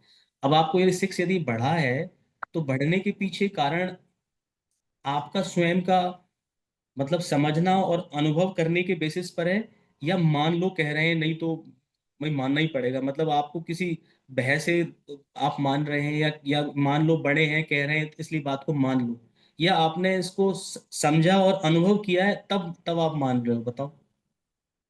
हाँ सर, एक तो एक्सपीरियंस भी किया है, जैसे पे वो करके ऐसे अच्छा लगता है, तो एक थोड़ा वो एक्सपीरियंस भी हुआ है। दूसरा जो आप क्या बोलेंगे इसको, ज्ञान ज्ञान योग, हम्म। उसके थ्रू भी कुछ बहुत से जैसे प्रश्न मेरे को होते थे कि यही कि जैसे शिव जी होते हैं, को ऐसे हो आपका इंटरनेट थोड़ा सा, आवाज नहीं आ रही अभी। लॉजिक दिया कि वो एक परम आत्मा ही थी जो जिन्होंने धर्म लिया था, जो करके मेरे आपका बहुत सी वो चीजें क्लियर हुई। हम्म। कुछ चीजें मेरे को अभी भी ऐसे लगती है। हेलो हाँ हाँ। सर, सुन रहे हैं? आपकी बीच में आवाज बीच में कट कट जा रही थी नेटवर्क की वजह से। हाँ, अभी कुछ चीजें ऐसी लग रही हैं। हाँ, अभी भी सर मेरे को जैसे, अभी मेरे को ये बिलीव हुआ है कि एक एनर्जी है, अपन सबसे ऊपर एक एनर्जी है और उस एनर्जी के ही अपन पार्ट है, परमात्मा है। ठीक है, और जो श्री कृष्ण, श्री राम भगवान, ये सब है, ये एक बहुत ही अच्छी आत्मा के रूप में इन्होंने जन्म लिया था धरती पे। तो ये चीजें मेरे को बिलीव होने लगी है। पर जैसे लोग शिव जी, विष्णु जी, इन सब का मेरे को सर अभी भी विश्वास नहीं होता है, क्योंकि कंसेप्ट क्या है ना, कंसेप्ट क्या वो है? तो हम्म। ऊपर ही है, तो ऐसे ऊपर, मतलब एक एक ही जना होगा, एक एनर्जी ही होगी, ऐसे कोई रूप थोड़ी ना ऊपर होते हैं कि शिव जी है, विष्णु जी है, ये सब थोड़ी होता होगा सर। ये तो अपन ने नाम दे दिए, ऐसे स्टोरीज बना ली है। सही कह रही हूँ मैं? मैं इसका आंसर अभी नहीं दूंगा, क्योंकि यदि मैं आंसर आपको, किसी व्यक्ति जो अभी 4th क्लास में पढ़ता हो और उसको यदि मैं 12th क्लास का सिलेबस में दे के समझाने लगूं, तो वो गलत है उसके साथ। अभी उसको उतना बताओ कि वो 4th क्लास की चीज समझ में आने लगे। तो अभी जो क्वेश्चन है ना, उन क्वेश्चन को रखो आप, और यही जो आपका ये ईश्वर प्रणिधान ही है आपका, क्योंकि आप अंदर से कहीं ना कहीं आपकी है कि मेरा ये कहीं इन प्रश्नों का उत्तर मिल जाए, एक भूख है आपके अंदर, है ना, वो भूख है, वो बनी रहने दो। और जब वो धीरे धीरे मिलेगी, उचित समय आने पर ईश्वर व्यवस्था करते जाते हैं। जो इस मार्ग का पथिक है ना, देखो आप बाजार में भी मार्केटिंग में भी आप देखते हो ना, आप जो चीज देखते हो यूट्यूब पर, उसी उसी का वीडियो, उसी का ऐड आने लगता है आजकल एआई से, होता है ना। जब ये करने लग गए हैं, तो आप तो सही मार्ग के पथिक हो गए, ईश्वर को जानने वाले हैं ना। तो जब आपकी ये सही समय आएगा ना, आपके लिए इन प्रश्नों के उत्तर मिल मिल अपने आप मिलते जाएंगे, साधन बनता जाएगा कोई ना कोई। और मैं तो देखो, मैं ये योगा टीचर हूँ मैं। जब किसी विद्यार्थी की कोई अंदर से, एक अंदर से पिपासा होती है ना, किसी ज्ञान की कुछ होती है, कहीं होता है, तो कभी कभी कोई ऐसा होता है किसी सेशन में वो चीज निकल जाती है, होती है, वो हो जाती है। वो कहीं आपकी इच्छा है, ईश्वर जैसे मुझे निमित्त बनाया, आपकी वो उन प्रश्नों का आंसर कभी कभी आपको लगा होगा। अभी जैसे एक मैं किसी का नाम नहीं लूंगा, अभी एक सेशन में एक आता है, वो काम करता है किसी कंपनी में, आईटी में काम करता है। तो उसकी वाइफ भी आती थी, वो आता, तो वो वाइफ कहती है, सर वो कभी कभी है ना, वो कहते हैं कि सर को जो है ना, वो मेरी कंपनी को जानते हैं, शायद मेरी कंपनी के लोगों को जानते हैं मैंने कहा क्यों? वो कहते हैं कि वो कभी मेरे ऑफिस में कोई बात हुई हो कि वो उस बात को ही वो अगले दिन या कभी उसको वो सेशन में कुछ कह देते हैं, वो उसी वही बात होती है उसी तरह की, और उसी का सॉल्यूशन कुछ बता रहे होते हैं वो कुछ, कि मान लो, अच्छा मान लो ऑफिस में ऐसा हुआ तो कभी ऐसा क्या करोगे तो क्या होगा, मैं कुछ कभी कभी कहता हूँ ना, तो उसको ये बात मतलब कन्विक्शन हो गया कि ये सर किसी को जानते हैं, मेरे ऑफिस वालों को जानते हैं, क्योंकि मुझे तो ये भी नहीं पता वो कौन सी कंपनी में काम करता है। कहने का अर्थ ये होता है कि जब आप इस पथिक होते हो, लेकिन सरल स्वभाव का है वो, अच्छा है, साधक है वो, तो आपके जो प्रश्न होते हैं उनके सॉल्यूशन आपको मिलने लगेंगे। आप उचित समय आने पर समाधान आने लगे, कोई ना कोई माध्यम बनेगा, मतलब मैं ही नहीं, कोई भी माध्यम। ईश्वर को आप उनके स्टूडेंट हो ईश्वर के, तो आपको कोई ना कोई, कहो तो आपको कहीं से भी सिखा दे कोई बात, कहीं से भी पता, तो आपके इन प्रश्नों के उत्तर मिलेंगे, आप सब मिलेंगे, उचित समय आने पर मिलते जाएंगे। कभी रोहित, कभी लगता ही लगता कोई प्रश्न आपके हैं जो बने हुए, कभी कहीं ना कहीं से कोई सॉल्यूशन बनने लगता है, कभी होता नहीं होता ऐसा रोहित, कहीं समाधान कहीं और से। सर सॉल्यूशन तो मिलता रहता है, आपसे मिल जाता है कि गीता पढ़ रहा हूँ तो उससे बहुत सारा सॉल्यूशन मिल रहा है मुझे इससे। तो और कहीं ना कहीं से वो माध्यम बनेगा, उचित समय आने पर आता जाएगा, लेकिन पहले तो कोई ईश्वर प्रणिधान करे, मुझे मेरी ईश्वर में श्रद्धा है, समर्पण है, तो वो आएगा। तो बिना ईश्वर के प्रति समर्पण किए, श्रद्धा किए, आप सारी चीजों को कितना भी कर लीजिए, यदि वो नहीं है, तो हम अभी अपने बेस्ट से हम दूर हैं अभी, इसलिए उसको नहीं छोड़ना है कभी भी। उस वीडियो को दोबारा से सुनना, 45 मिनट वाले को, उसमें जो चीजें और भी बताई। अब बताओ कोई प्रश्न हो, ये तो बाकी और जो होंगे हम। हम्म। सर जैसे आपने बताया कि प्रारब्ध को काटने के लिए ईश्वर प्राणिधान को सामने रख दो, तो मेरा हम्म। पूछना था कि प्रारब्ध, अगर अपन पुण्य करें तो प्रारब्ध पहले कटते हैं या फिर वो एक तरह से सीरियल में चलते हैं? देखिए, प्रारब्ध अपने अनुसार कार्य कर रहे हैं ना, वो करना चाहते हैं, वो है क्या, प्रारब्ध करता कैसे है? वो बीज रूप से बने हुए हैं, और वो बांट जो रहे हैं कि उनको उचित मैग्नेट मिले, तो आप कैसे लोगों के संपर्क में आओगे, कैसी वस्तुओं को संपर्क में आओगे, तो वो जो बीज था वो अब एक तुरंत पेड़ बनकर, और बुद्धि आपकी विनाश को प्राप्त है, तो वो तुरंत फल देने वाला होगा। मतलब वो आपको इसी को कहते हैं कि भाई कर्म भोगने पड़ रहे हैं। देखो, जो भोगने में आ गए, जो भोग रहे हो वो तो ठीक है, समझदार मनुष्य वही है कि वो आने वाले दुख रूपी प्रारब्ध को दुख देने से पहले ही हटा दे, नष्ट कर दे, या उसका असर कम से कम कर दे। ये कर्तव्य होता है, नहीं होता, होना चाहिए नहीं होना चाहिए, बताओ? होना चाहिए। आप योगी हो, आपको होना ही पता, ये करना ही चाहिए। तो आप ईश्वरोन्मुख भावना, ईश्वर प्रणिधान में बने रहिए। आप जो जो आपको ईश्वर चिंतन मनन योगिक प्रक्रिया है, ठीक है कुंजन, नमस्ते, तो वो आप करते रहिए। अब उसमें पुण्य वाले काम हो, किसको हम पुण्य वाला काम कहते हैं, कैसे ईश्वर का चिंतन है, कैसे मनन है, वो अलग अलग जितनी भी प्रक्रिया जो आप समझ सकते हैं कर सकते हैं करिए। वो ईश्वरोन्मुख होनी चाहिए। वो कहीं ना कहीं आपके ये जो कालुष्य आदि को मिटाने वाली होनी चाहिए। जब आपके ये अवगुण जाने लगेंगे आपके, तो अपने आप ही आपके सारे कर्म जो हैं वो अच्छे ही हो रहे हैं आपके, ईश्वर से दूरी कम कराने वाले ही हो रहे हैं आपके। नहीं सर, जैसे अभी बोलते ना कि अभी अभी पहले जैसे अच्छे। देखो, अभी देखो जैसे कहना है कि करुणा करना है ना, आपने पुण्य करना। रावण जो है ब्राह्मण बनकर सीता जी, हालांकि अब वो सीता जी तो अब वो कहते हैं कि उनकी छाया थी, वो तो राम ने उनको पहले से, वो सब चीज ठीक है, पर आप तो प्रैक्टिकली देखिए, रावण वेश बदलकर ब्राह्मण बन के आया, और ब्राह्मणों की उस त्रेता युग में बहुत ही इंपॉर्टेंस थी। लोगों का श्रद्धा भाव था, जो एक मतलब ब्राह्मण वेश, कोई वेश के रूप में, वेश के रूप ब्राह्मण का वेश धारण करके कोई आज तो मतलब कभी कोई ऐसे हो कि वो उस तरह का मान लीजिए आचरण नहीं है। वो ब्राह्मण का वेश करके आया और भिक्षा मांगने आया। तो सीता जी को लगा कि सीता माता को मुझे इनको देनी ही है, वो घटना आपको पता ही है पूरी, है ना। तो किसी के प्रति करुणा का भाव होना, मान लो कभी कोई दया का भाव होना, और दया को एग्जीक्यूट करना, इन दोनों में अंतर है। तुलसीदास जी कहते हैं ना उसमें, दया करी तू आफत आई, सीता जी की संबंध संदर्भ में इस तरह से वो कहते हैं। एक करुणा का भाव होना, दुखी लोगों के प्रति करुणा का भाव होना एक अलग बात है, और उसको एग्जीक्यूट करना ये दूसरी बात है। तो आप एग्जीक्यूट करने में कोई जल्दीबाजी मत कीजिए।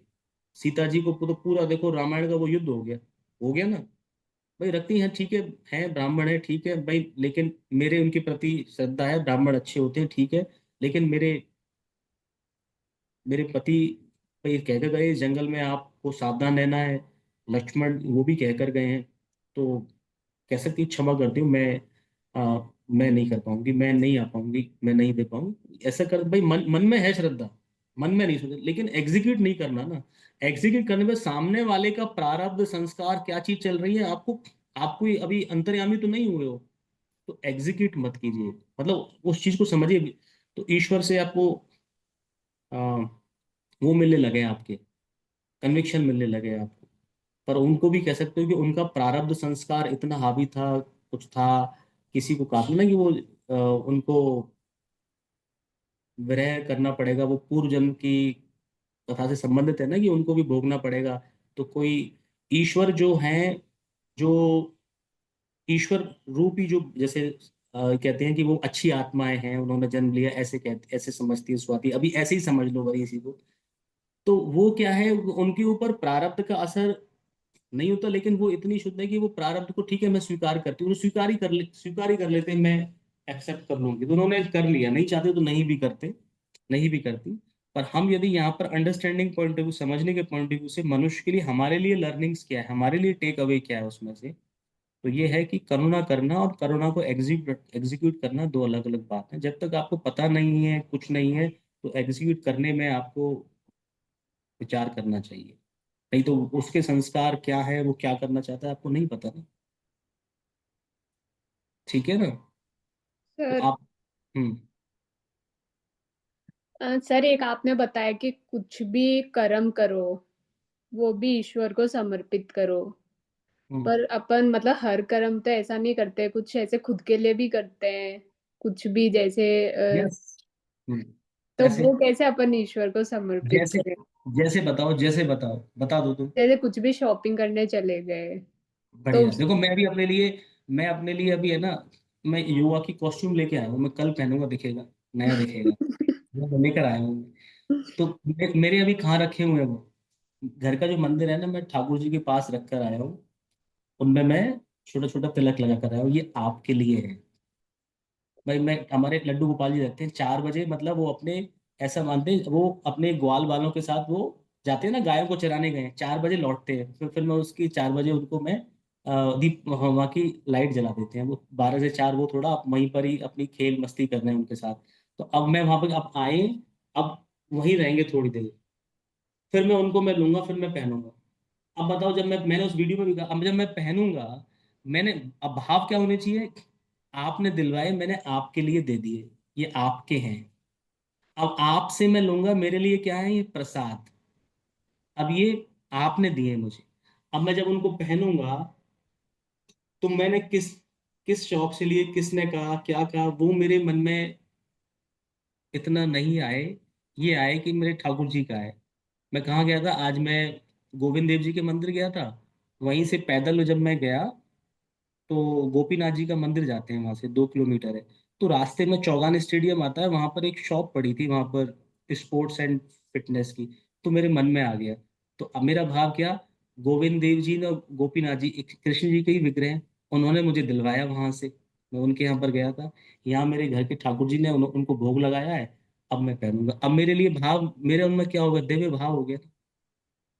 मैं ऐसी कोई चीज ही नहीं जो मतलब मैं उनके बिना चिंतन के हो, ऐसा कुछ हो ही नहीं सकता। और जब आप ऐसा करोगे ना, आपसे गलत व्यवहार होने की संभावना ही कम हो जाएंगी आपसे। आप उनसे ही परिपूर्ण रहोगे। फिर आप ये, आपको ये एक एक different way of, right way, spiritual correct way of, क्योंकि ईश्वर ने मुझे भोग, तो मैंने पिछले जन्म में भोग ही लिए खूब, मोक्ष के लिए दिया है ना ये। तो मोक्ष तब होगा जब मैं उनसे रिश्ता बनाऊं ना।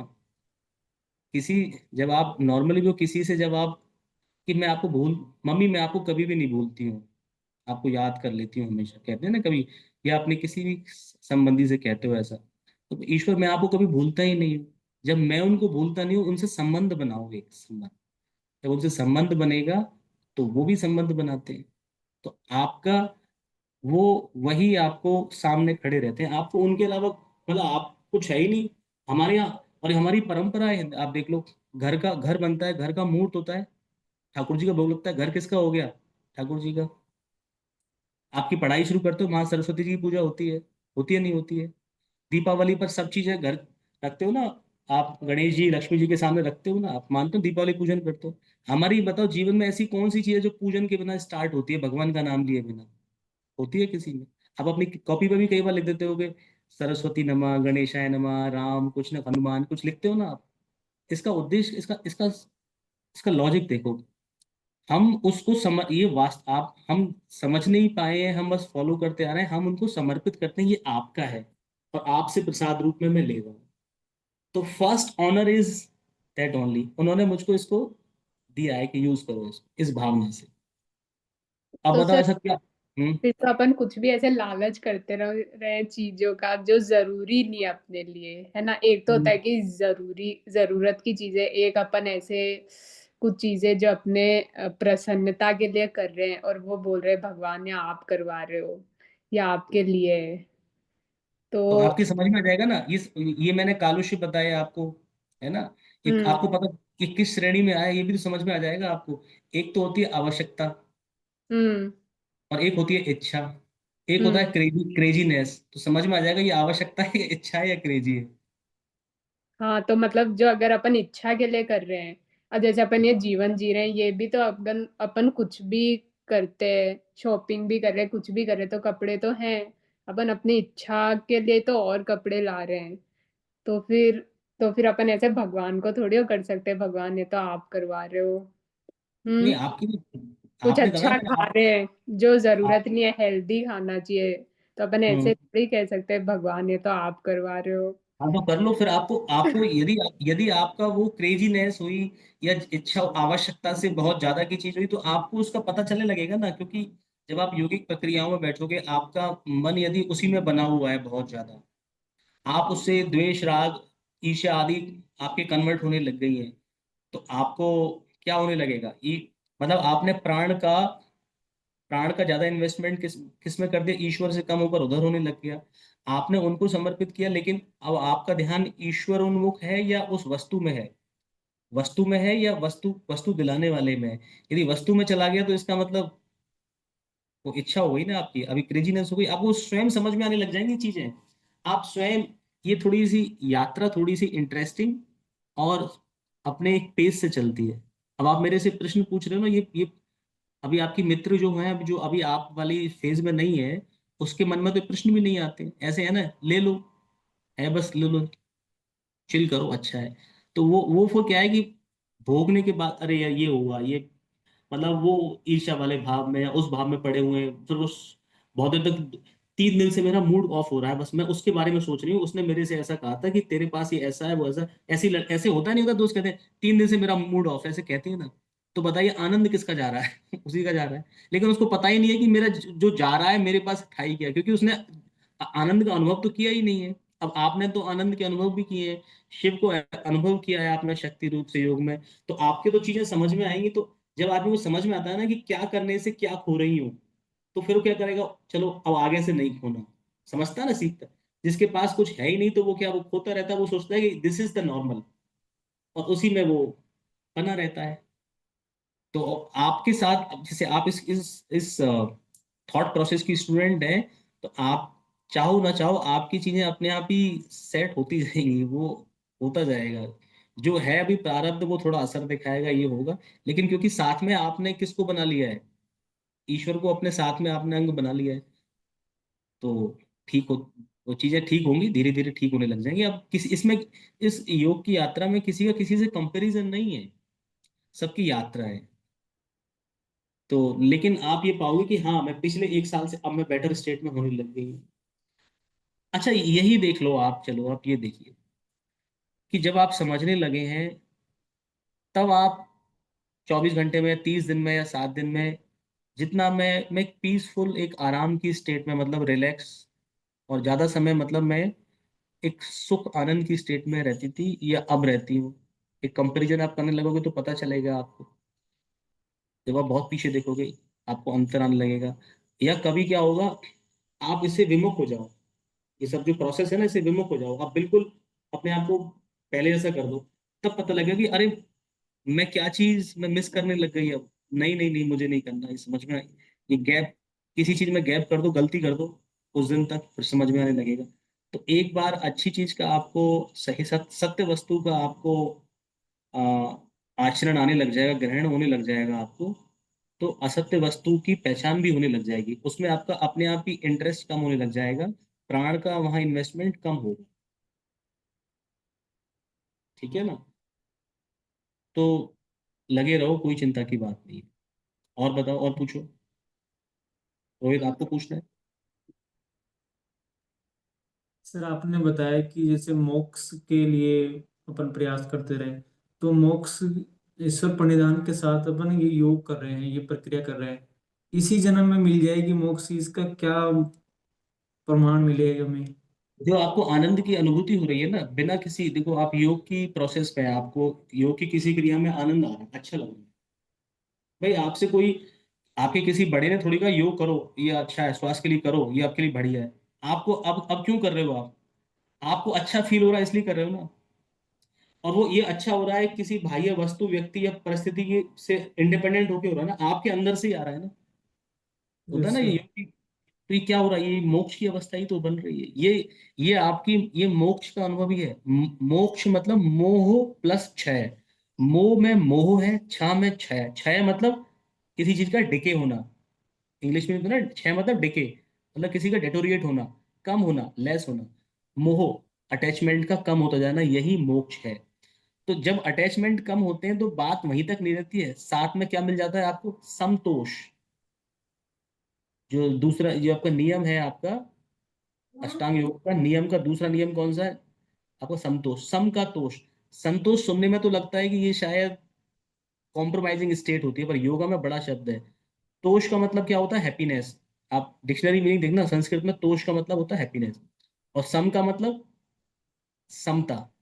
समता का तोष मतलब ऐसी प्रसन्नता जो किससे मिलती है, आप ड्यूअलिटी से परे, दुख सुख, है ना, इ- राग, इसी तरह हर चीज की जो ड्यूअलिटी होती है, और ड्यूअलिटी से मैं आप सम रहने लग गए, उसका आपको खुशी मिलने लगती है। तो जब आपका मोक्ष मिलने लगता है तो आपको चीजों का द्वंद परेशान नहीं करता। सर्दी गर्मी, बहुत लोग होता है कि सर्दी होती है बहुत सर्दी लग रही है, गर्मी होती है बहुत गर्मी लग रही है, उनकी ये सब स्थितियां समता, और समता केवल it's not a compromising state, it gives you a blissful state, बहुत बड़ी आनंददायक अवस्था वो। अनुभव, ये अनुभव गम्य है, अनुभव के द्वारा मिलने लगता है। तो मोक्ष की भी स्टेजेस है। आपको ये अच्छा लगने लगता है, आनंद आपको बढ़ता जाता है, आप मोटिवेट होते जाते हो। तो जैसे स्वाति ने कहा ना कि सर मन करता है अपने लिए, और वो तो ईश्वर का नाम लेके और ज्यादा करता है, ऐसा होगा ही नहीं। आप देख लेना, आपकी जो ऐसी जो हैबिट्स होंगी ना, वो अपने आप कम होती जाएंगी अपने आप ही। दूसरे लोग नोटिस, कई बार फिर ऐसा स्टेट आएगा कि दूसरों के कहने की वजह से आप कर लोगे, आपके अंदर तो कोई ऐसी, चलो आपका सोचोगे इनका मन रखने के लिए कर लेते हो, आपके अंदर तो कोई ऐसी इच्छा नहीं है कोई, आप वैसे ही खुश हो। मतलब इच्छा मतलब ऐसा नहीं कि आप कोई बोरिंग पर्सन हो गए हो। अब जो आदमी पहले से ही तृप्त है, जिसका पानी भरा हुआ है पूरा, इसमें पूरा, अब पूरा भरा हुआ है तो उसमें और कोई क्या भरा हूँ, इसमें जगह ही नहीं है इसमें। तो समझ रहे हो? जब पूरा भरा हुआ है, गिलास में पानी पूरा भरा हुआ है, अब इसमें क्या भरूं, कोई कहता ले लो। तो आपको जब तृप्त हो तो आपको दूसरी वस्तु की इच्छा ही नहीं रह जाएगी। अब आप बताओ, आपकी फेवरेट, मान लो क्या अच्छी लगती है आपको, रबड़ी अच्छी लगती है, मान लो कोई कोई कोई खाने में कोई चीज अच्छी लगती है स्वाति आपको, जैसे हाँ, खाने में तो सब कुछ अच्छा लगता है। नहीं, सबसे सबसे ज्यादा अच्छा क्या लगता है? मीठा अच्छा लगता है। तो रबड़ी अच्छी लगती है। हाँ। अब कोई रबड़ी दे दे आपको, फिर कहे कि चलो रबड़ी आपने अच्छे से खा ली, मतलब बहुत भूख थी, अच्छे से बढ़िया बढ़िया वाली आपने खा ली, आप तृप्त हो गई। आप फिर आपके, स्वाति मैं आपके लिए एक चीज लेकर आई हूँ, क्या? बतासा खा लो। बतासा होता है ना, बतासा, जानते हो? वाइट तो कलर। हम्म। हाँ, तो आप क्या कहोगे? नहीं खाऊंगी। मेरी इच्छा नहीं। फिर वो कहती है कि नहीं, नहीं देखो मैं तो तेरे लिए बड़ी प्यार से लेके आई हूँ, तुझे बचपन में बहुत अच्छा लगता था तुझे, तू क्या करोगी फिर? वो बड़ी उम्मीद से लेकर आई, क्या कहोगे? चलो मैं रख लेती हूँ, खा लेती हूँ, पर बताओ अंदर से तो आपकी कोई इच्छा नहीं थी ना, तृप्त थी। तो ऐसे ही जब संतोष का जब मिलने लगेगा ना आपको, मोक्ष की से पूछा रोहित ने, मोक्ष की जब आपकी अवस्था बढ़ने लगेगी, अंदर से स्वयं आप आनंद का अनुभव स्वयं कर, योग की प्रक्रियाओं से कर रहे हो, फिर बिना योग में रहते हुए भी, क्रिया योग नहीं कर रहे हो, फिर भी उसमें बने हुई स्थिति में बैठे बैठे ही आप, आपने देखा होगा अवस्थाओं को देखते हैं ग्रंथों में, या कभी किसी चित्र को देखते हैं शिव शंकर की, राम कृष्ण, वो बड़े धीर गंभीर से, मन में प्रसन्नता, आंखें ऐसी लगती हैं वही जैसे शांभवी मुद्रा किसी अवस्था में है। बातचीत करते हुए बड़े संयम से कर रहे हैं, ऐसा लग रहा है बड़े धीर गंभीर, बड़े आनंद से में। तो आप तृप्त स्वयं से होने लगते हो। जब स्वयं तृप्त तृप्त हो जाते हो ना, जैसे रबड़ी खा के तृप्त हो गए, तो बतासे की आपको कोई इंपॉर्टेंस नहीं रह जाती। तो आपको आपने कहा ना कि अपनी मन की प्रसन्नता के लिए और ले लो ज्यादा, वो चीज अपने आप ही आपकी अनुशासित होती चली जाएगी। आप, और ये कोई ऐसा नहीं मैंने आज बता दिया कि ये ज्ञान कंप्लीट हो गया, आप बस इसको पकड़ लिया है, ये चलता रहेगा। आपको क्या लगता है कि मुझे मुझे ज्ञान की आवश्यकता नहीं होती हुई क्या? मैं कुछ अध्ययन नहीं करता हूँ, मेरा स्वाध्याय अपने लिए नहीं, ये जो जो चीजें मैं आपसे कह रहा हूँ, कहीं ना किसी स्टेट पर मैं भी हूँ, मैं भी अपने अंदर चेंज फील करता हूँ, मैं भी और आगे प्रोग्रेस करता हूँ। तो कि मोक्ष कब तक, जैसे रोहित ने कहा, चल रहा है प्रोग्रेस, बस आपको जो बेटर मिलता जाता है आप मोटिवेट होते जाते हो। समझ रहे हैं आप? तो it is a journey, journey है ये। सर, एक तो आपको शुक्रिया कि जैसे आपने शायद आई थिंक 4 या 5 फरवरी को बोला था कि मीठा छोड़ दो आप, 26 फरवरी तक। तो किया मैंने, पूरा? हाँ मैंने किया। लेकिन बीच में एक बार ऐसा हुआ था जिसमें समागम में गया, तो वहाँ पर मुझे प्रसाद मिला, तो मैंने प्रसाद तो लिया था। ठीक जैसे मैं ठीक। कल मीठा खाया मैंने, तो मैं घर वालों को बोल रहा हूँ ये तो बहुत मीठा है, इतना इतना मीठा क्यों डाला है, लेकिन मीठा ये सबसे आज कम डाला है मीठा। तो मतलब मेरी, मैं पहले मीठा बहुत ज्यादा खाता था, तो अब सर वो दूर हो गया मेरा तो तो मीठा। आपको अपने आप ही, जब आपको, अब आपको पता चलेगा कि जैसे आप मान लो मूंगफली खाओगे, आप अपने इधर से मीठा नहीं खा रहे, मूंगफली खाओ, आप कहोगे मीठे में, इसमें क्या चीनी क्यों है, इतनी मीठा क्यों है ये? क्योंकि अभी तो क्या था, हमारा बेस ही उसका बना होता है। तो हम एक तरह से क्या होता है ना, जैसे होता है ना किसी चीज का सुन्न हो जाना, एनेस्थीसिया दे देते हैं ना, एनेस्थीसिया। जब आप दिन भर ही मीठा बाहरी एक्सटर्नल मीठा खाते रहोगे, तो कोई चीज स्वभाव से जो मीठी होती है, जैसे केला है, रबड़ी खा के केला कैसा लगेगा? ठीक है। तो जो दिन भर चीनी का सेवन कोई या कोई और चीज का सेवन करते रहते हैं, तो चीजों की स्वाभाविक मीठा मीठा नहीं लगता। इसी तरह से जब आप द्वंद्वों से परे होने लग जाओगे, आप ड्यूअलिटी से, है ना, तो आपको जो संतोष मिलने लगेगा समता का, अमृत का जो स्वाद मिलने लगेगा आपको, आपको स्वयं में जो आनंद आने लगेगा। आपने देखो, एक तरफ तो आपने सुबह खाली पेट है, आपने कुछ नहीं खाया, अब आप बंद आदि कर रहे हो, आपको अच्छा लग रहा है। जिसको योग की बिल्कुल भी ज्ञान नहीं है ना, जो पता ही नहीं है, बिल्कुल निरी अज्ञानी है बिल्कुल वो। अब उससे कहो कि देखो मैं योग की एक प्रक्रिया कर रहा हूँ और मुझे बड़ा आनंद आ रहा है, इससे ज्यादा आनंद किसी में नहीं है, वो कह रहा है ये पता नहीं क्या कह रहा है, मेरी समझ में नहीं आ रही, कुछ ना तो मिला है इसको ना कुछ दिया है, वो कह रहा है कि ये तो बड़ा आनंद की अवस्था, नहीं समझ में आएगा ना उसको, नहीं आएगा। लेकिन अनुभव में आएगा, अनुभव करने वाले, क्योंकि आप उस स्टेज पर हो जो बिल्कुल जीरो पर है। यदि आपने कोई भी टेस्ट की चीज नहीं ली है, तो आपने आंवला खाकर आप पानी पियो तो पानी कैसा लगता है? मीठा लगता है, क्योंकि कसेला है आंवला। तो इसी तरह से भाव है, जब आप ईश्वर तो निर्गुण है, निर्गुण कहते हैं ना, गुणों से अतीत है। आप जितना उसके करीब आते जाओगे, शिव के ये प्रोसेस है शक्ति का, शिव से होना, प्राणों का आ, पूर्णता से उसके पास जाना, तो आपको जितना वो अनुभव होता जाएगा, आपको चीजों की वस्तु स्थिति उतनी नजर आएगी। मतलब आप जितना आप प्लेन पेपर होगा, आपके सारे रंग क्लियर दिखेंगे। जितना पेपर कोई कलर होगा, मान लो हल्का पिंक कलर का भी पेपर है, उसके ऊपर अलग अलग कलर के पेन चलाओ, आपको उनकी उनकी इंक सही सही पता नहीं चलेगी, यस या नो, नहीं मालूम चलेगी ना। और व्हाइट होगा तो व्हाइट में सारे कलर स्पष्ट दिखते हैं, व्हाइट कलर के पेपर में, है कि नहीं? तो ये वही चीज है। तो जैसे आप उसका अनुभव करते जाओगे, आपको क्लैरिटी, चीजें क्लियर क्लियर समझ में आती जाएंगी, और आप उस आनंद की अवस्था में बने रहोगे। आप किसी से, चीजें होंगी, आप भोग कर रहे हैं, लेकिन आप कभी उससे अटैच नहीं होगे। शरीर धारण के लिए आवश्यक है, उसी चीज में आप आनंद ले लोगे। आपको मैंने एक बार बताया था कि भगवान कैसे हैं, वो रसराज है। श्री कृष्ण को कहते हैं ना रसराज, रसराज क्यों? देखो, हमको बनाया ईश्वर ने, ये नौ द्वार बनाए। हम सुंदर वस्तु देखते हैं, कैसा लगता है हमें? अच्छा लगता है ना। खुशबू सूंघते कैसा लगता है? अच्छा लगता है ना। हम खाना खाते हैं, स्वादिष्ट कैसा लगता है? बहुत भूख लगती है, कैसा लगता है? अच्छा लगता है। मतलब वो, यदि वो चाहते तो ईश्वर इस शरीर के संचालन के लिए इतना कर देते कि खा लो बस, खा लो, निर्धारण मतलब शरीर का धारण कर लो। लेकिन उन्होंने उन्होंने कहा कि इवन शरीर को चलाने के लिए भी जो सुनना, देखना, खाना, सूंघना, इन प्रोसेस को उन्होंने क्या बनाया? प्लीजेंट, रस बनाया सब में। रस है ना सब में। मतलब अच्छा खाने में, अच्छा देखने में, अच्छा सुनने में, अच्छे स्पर्श में, हर तरह से सुख है क्या? अच्छा लगता नहीं लगता, बताओ।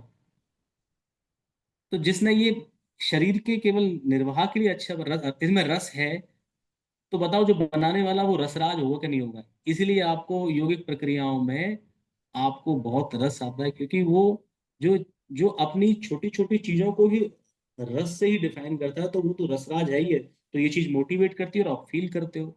तो आपको दूसरी चीजों की जो जैसी है वैसी समझ में आने रहती है, उनको इतना इंपॉर्टेंस नहीं देनी है।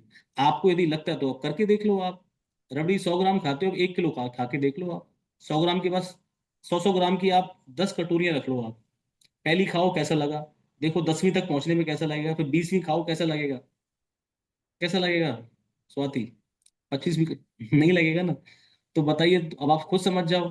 यदि रबड़ी से आ रहा होता आनंद, यदि रबड़ी से आनंद आ रहा होता, तो 20वीं में तो बढ़ जाना चाहिए था ना, वो तो कम सर हो गया।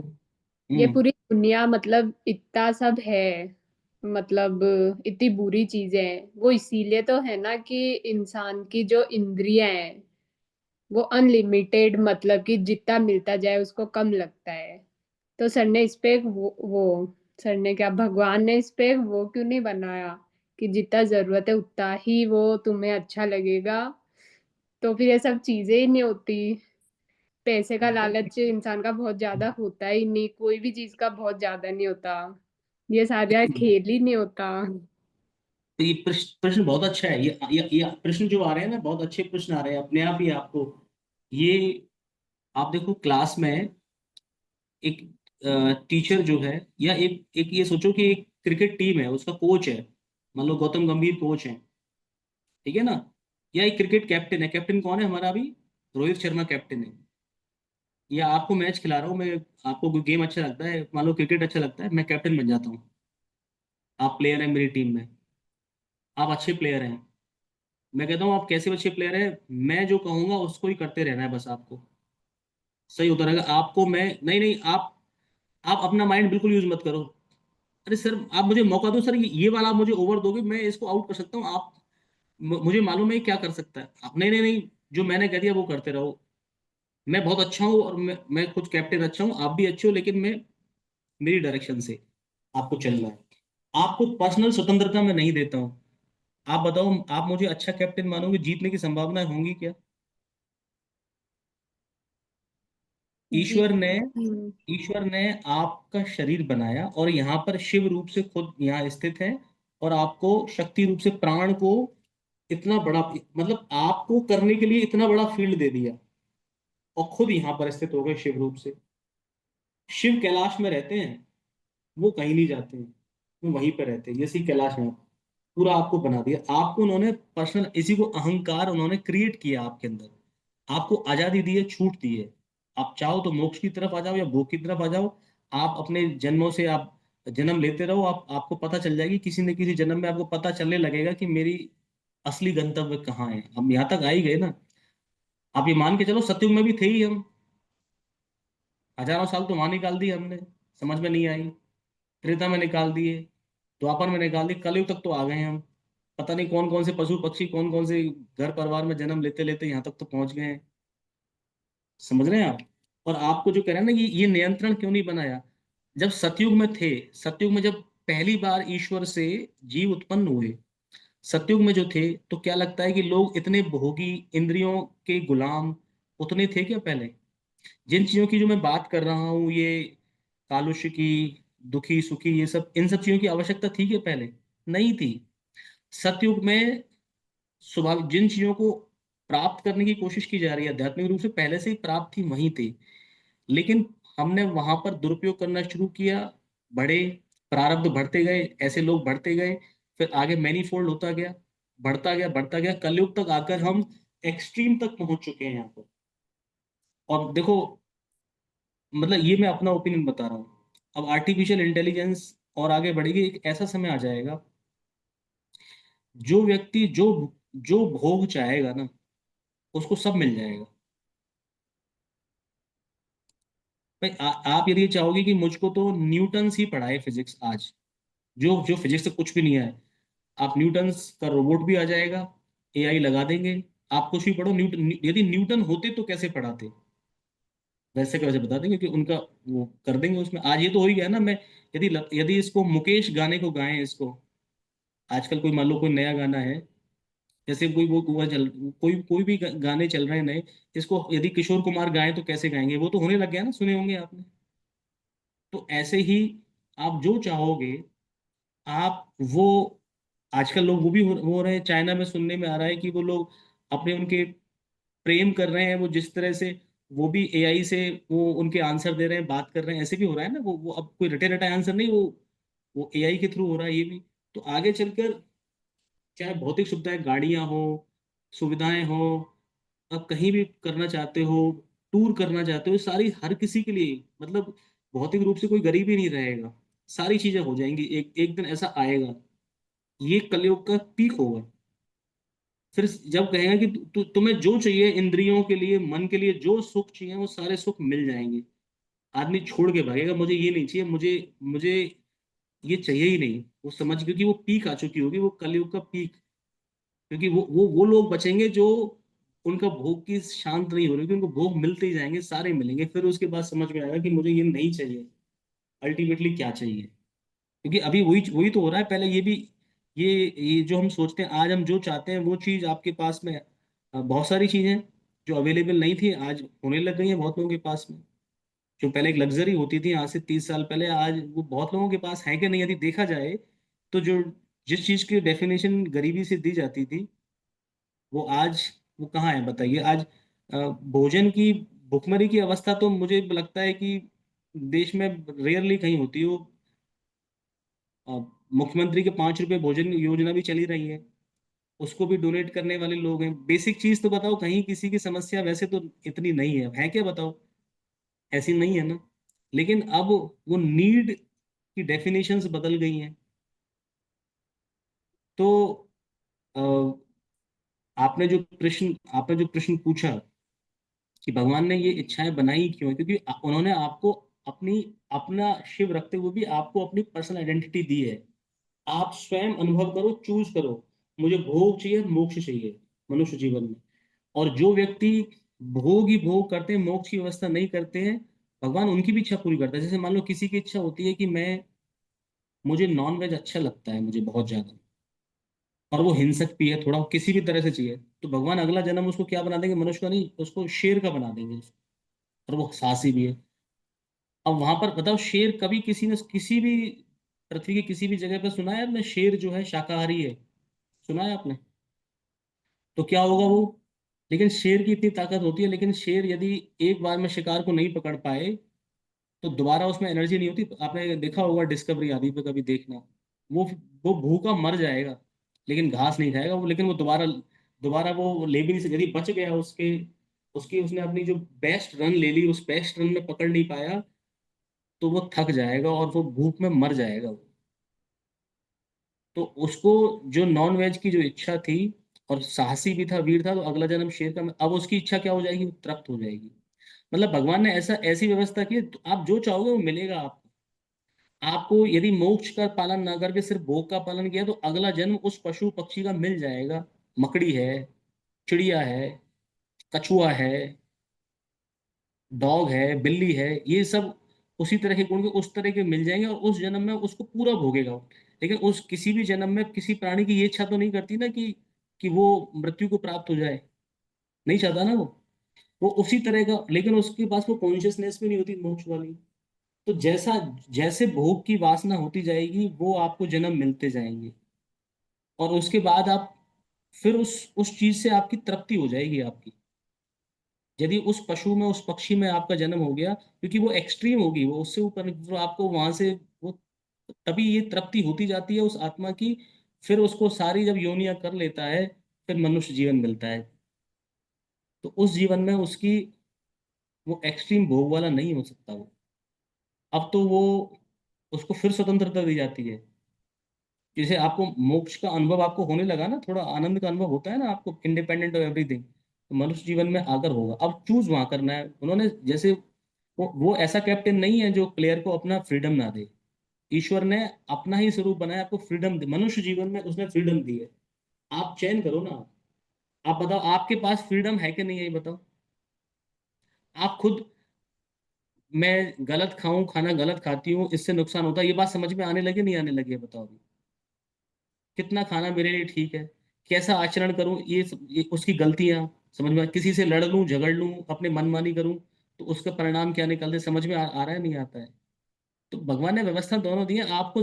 आपको स्वतंत्रता दी है, उसने अपने जैसा बनाया है आपको। मनुष्य is the best creation of the God, you decide. यदि वो नहीं देता ऐसे, तो आप तृप्त नहीं होते। आप कहते कि मुझे खेलने का मौका नहीं दे रहे, मुझे करने दो, मैं अपनी तरह कर सकती हूँ। अब करो ना आप। करते करते तुम हजारों सालों से कितने तो जन्म ले लिए। मुंड माल जो आया है रुद्राष्टकम में, मुंडों की माला खुद ही कितने जन्म ले चुके हो। तृप्त नहीं हो तो और कर लो। और एक दो जन्म और अपनी मनमानी करके देख लो, करके देख लो। स्वतंत्रता है, करो, देखो, फील करो, फिर आप समझ में आ जाएगा। आना पड़ेगा ईश्वर की शरण में, आना तो पड़ेगा। और अल्टीमेटली बाद में जो आप आओगे, अब एक बार में बताने से समझ में तो नहीं, अनुभव से आएंगे जब पता चलने लगेगा, अहम ब्रह्मास्मि, ब्रह्म मैं ही हूँ। वो ये समझ में आएगा। लेकिन अभी ये समझ में आएगा तो इसमें अहंकार की भावना आएगी। वो अब प्रोसेस है। अभी सारी चीजें, अभी 12th क्लास की चीजें 4th में बताना भी ठीक नहीं है। चलेगा अभी, इट्स इट्स अ जर्नी। ठीक है ना, करते रहो, जैसे जितना होता जा रहा है करते रहो अपने स्वभाव के अनुसार, और ईश्वर प्रणिधान जरूर बनाए रहो। अच्छा, मैं अभी एक वो, ये जो चलो कल ही लेते हैं, 7वां जो श्लोक है रुद्राष्टकम का, वो इससे ही संबंधित, जो आज मैंने बताया कालुष्य वाला, और ये इसका उपाय बताया, और जो सेशन है उससे रिलेटेड है, तो उसको कल लेंगे। किसी भी, यदि आपके अलावा किसी सेशन में लिया तो मैं रिकॉर्ड करूंगा, उसको वीडियो शेयर कर दूंगा, आप उसको समझिएगा। पुराने तो आप देख ही रहे होंगे। ठीक है, नमस्ते, सी यू। ओके सर, नमस्ते।